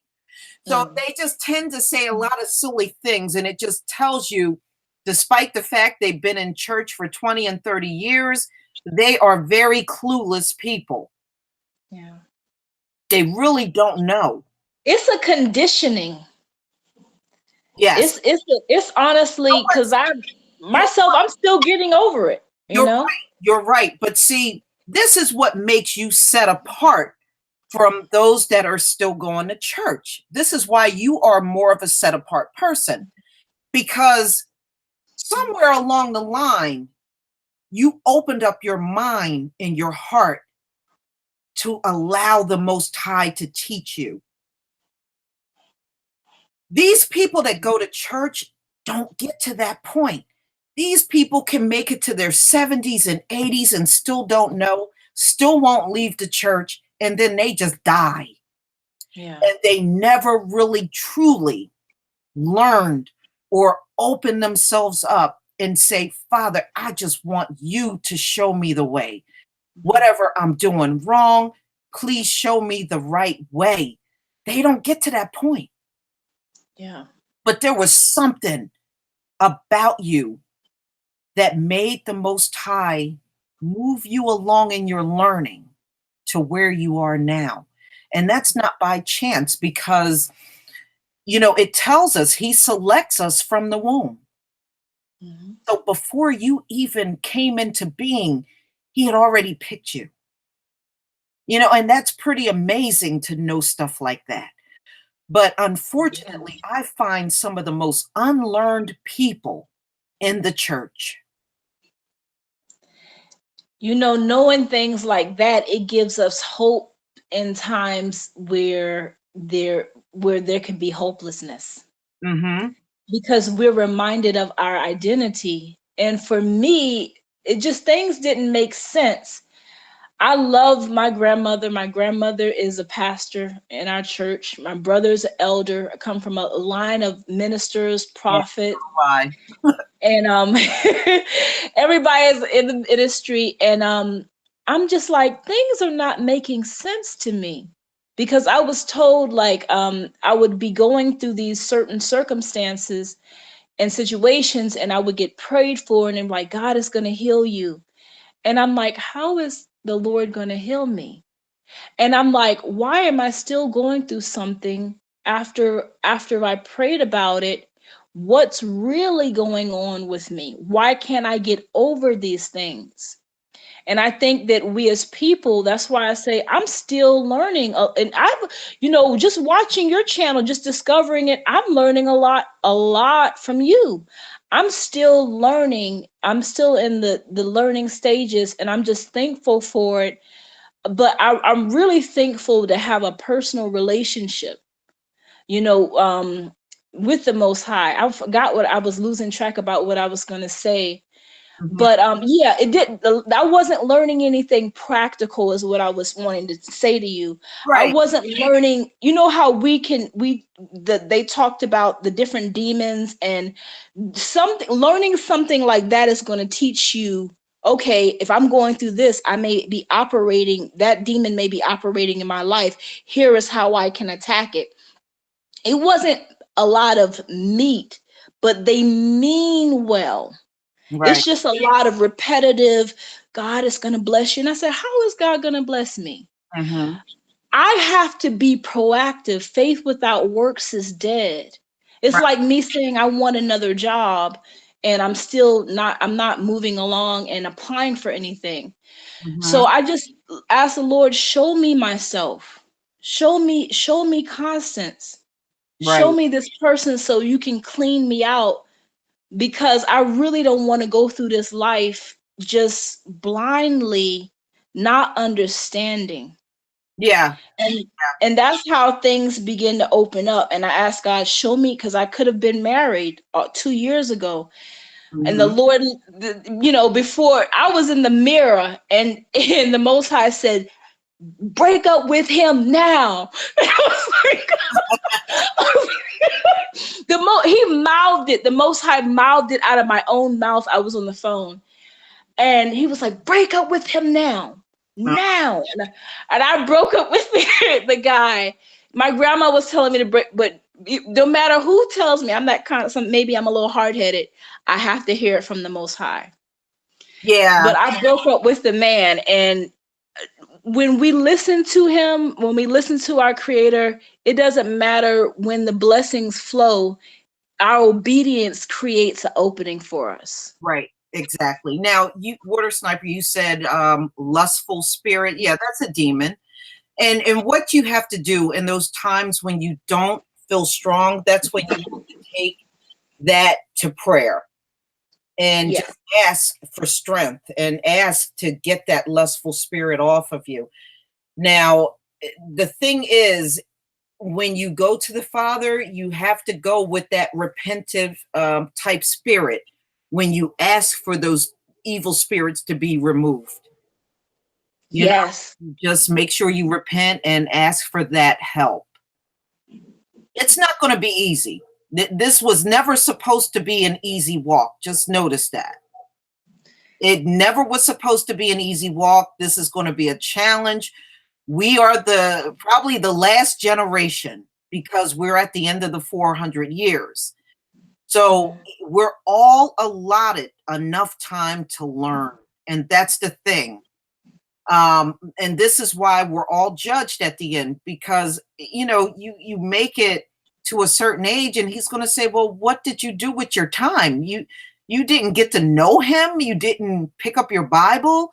Whenever I read scripture, the first thing I say to the Most High, when I have the Bible in my hand and I'm about to read, I say to him, please give me the discernment and the understanding that I need as I read through your words. Yes. And I'm telling you, every single time, I know what I'm reading and I understand what I'm reading. If you ask for that clarity, he will give it to you. That's powerful. That's powerful. Yeah. It's not going to be easy. Some of us are going to be walking through those gates into the kingdom in derision. We're going to be jacked up going through those gates. But we're going to make it there. I mean, some of us won't, some of us will. We're going to be practically going through the gates blubbering. It's still going to be happening until you hit those gates. You're like, man, I'm finally here. Yeah, but we all need the understanding. And this was just to enlighten you and help you understand. Even King Solomon, even somebody as high up as he was, he still had to battle demons.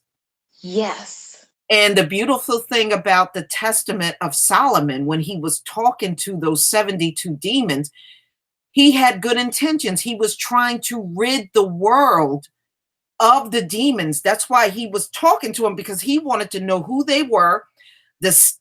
put the stamp on them for judgment, and make sure he got rid of them, because they were coming among the people and causing so many problems back then. He wanted them gone. And that's what the testament of Solomon was all about. He wanted to eradicate this world of the demons. Did he accomplish it? No, but he still tried. And that's what I liked about King Solomon. At least he made the attempt to do it. Yes. I was just shocked that they actually acknowledged how to have them flee.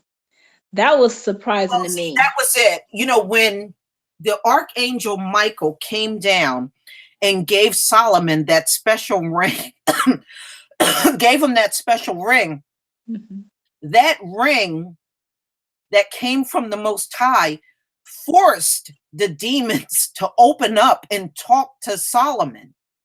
They had no choice. They had to talk to him and tell them who they were, what kind of evil they possessed, and which angel they fled from.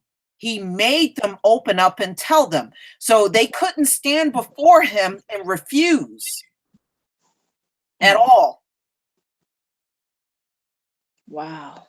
They couldn't, because the Most High gave him the power. He turned that power over to Solomon so that he could handle those demons.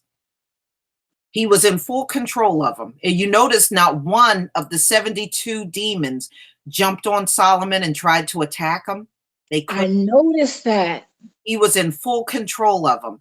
And that's showing all of us that when they come and you have that encounter with them, you are in full control. That's what Solomon is teaching us.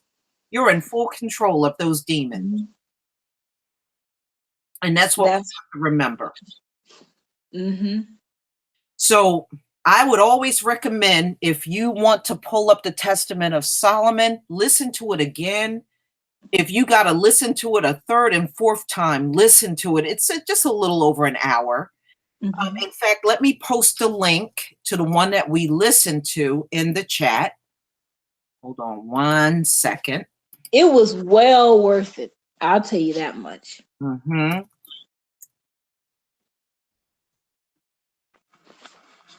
Okay, so that's the link to the one that we listened to. It's like 1 hour and 6 minutes. And listen to it again. Yeah, Solomon made the demons build his temple. Yes. I mean, hey, that's right. He used them to get his temple built. But yes, so just listen to it. When you think you're going to be weakened by the demons, you'll feel more empowered because of what Solomon is showing us. He didn't flinch when he was dealing with those demons.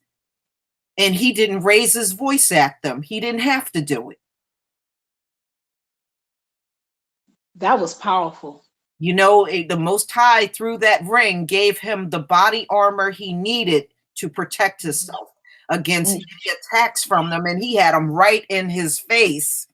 And they had to manifest themselves. So when Solomon was actually looking at a form when he was addressing these 72 demons. He was looking at the actual demons, and that's something that we don't get to see, but Solomon got to see them. That's You're right. The angel was headless and armless, or some of them were females. He could physically see what they were. I don't think I would want to see. Yeah, but he was not in fear of anything. Remember, the Archangel Michael was there. So he was not in any fear of any demons coming on to him. Yeah. So everybody, this was a great hangout. I'm so glad and grateful that Warrior Constance Speaks came. I'm going to also, let me post the link to your channel. Thank you for having me. I genuinely enjoyed this. This was a blessing. It really was. Oh, This was a absolutely. blessing. And I will definitely have you back so that we can go over different topics.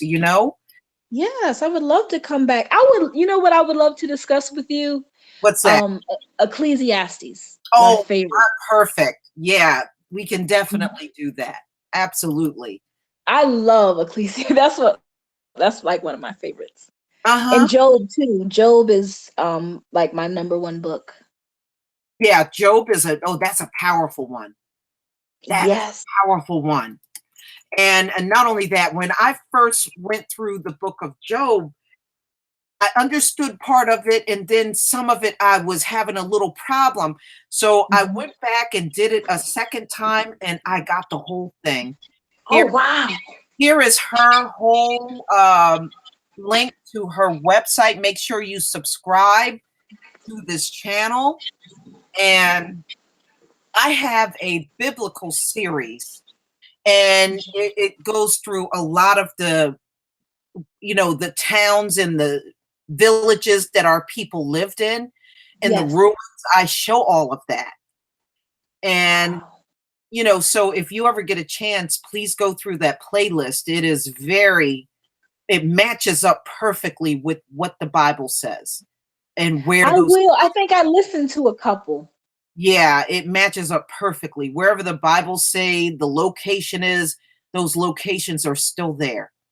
Those ruins of those towns are still there, including Sodom and Gomorrah. If you never saw that one, pull that one up. And the ruins of Sodom and Gomorrah is still on this earth. Wow. It's incredible. So, the Most High, his words never come back empty. And I love that. Wow. So thank you, everybody, for coming. And we'll definitely have Warrior Constance Speaks back again at another time. Thank you so much, and peace and love to everyone in the chat room. I wasn't looking at the chat, so I'll check it out another time. But thank you so much for having me. This was genuinely a blessing. Yes, it was. And on that note, everybody, shalom. Shalom. All right. Thank you so much. Oh, you're welcome, sister. All right. Have a blessed night. You too. All right. Peace and love. Thank you.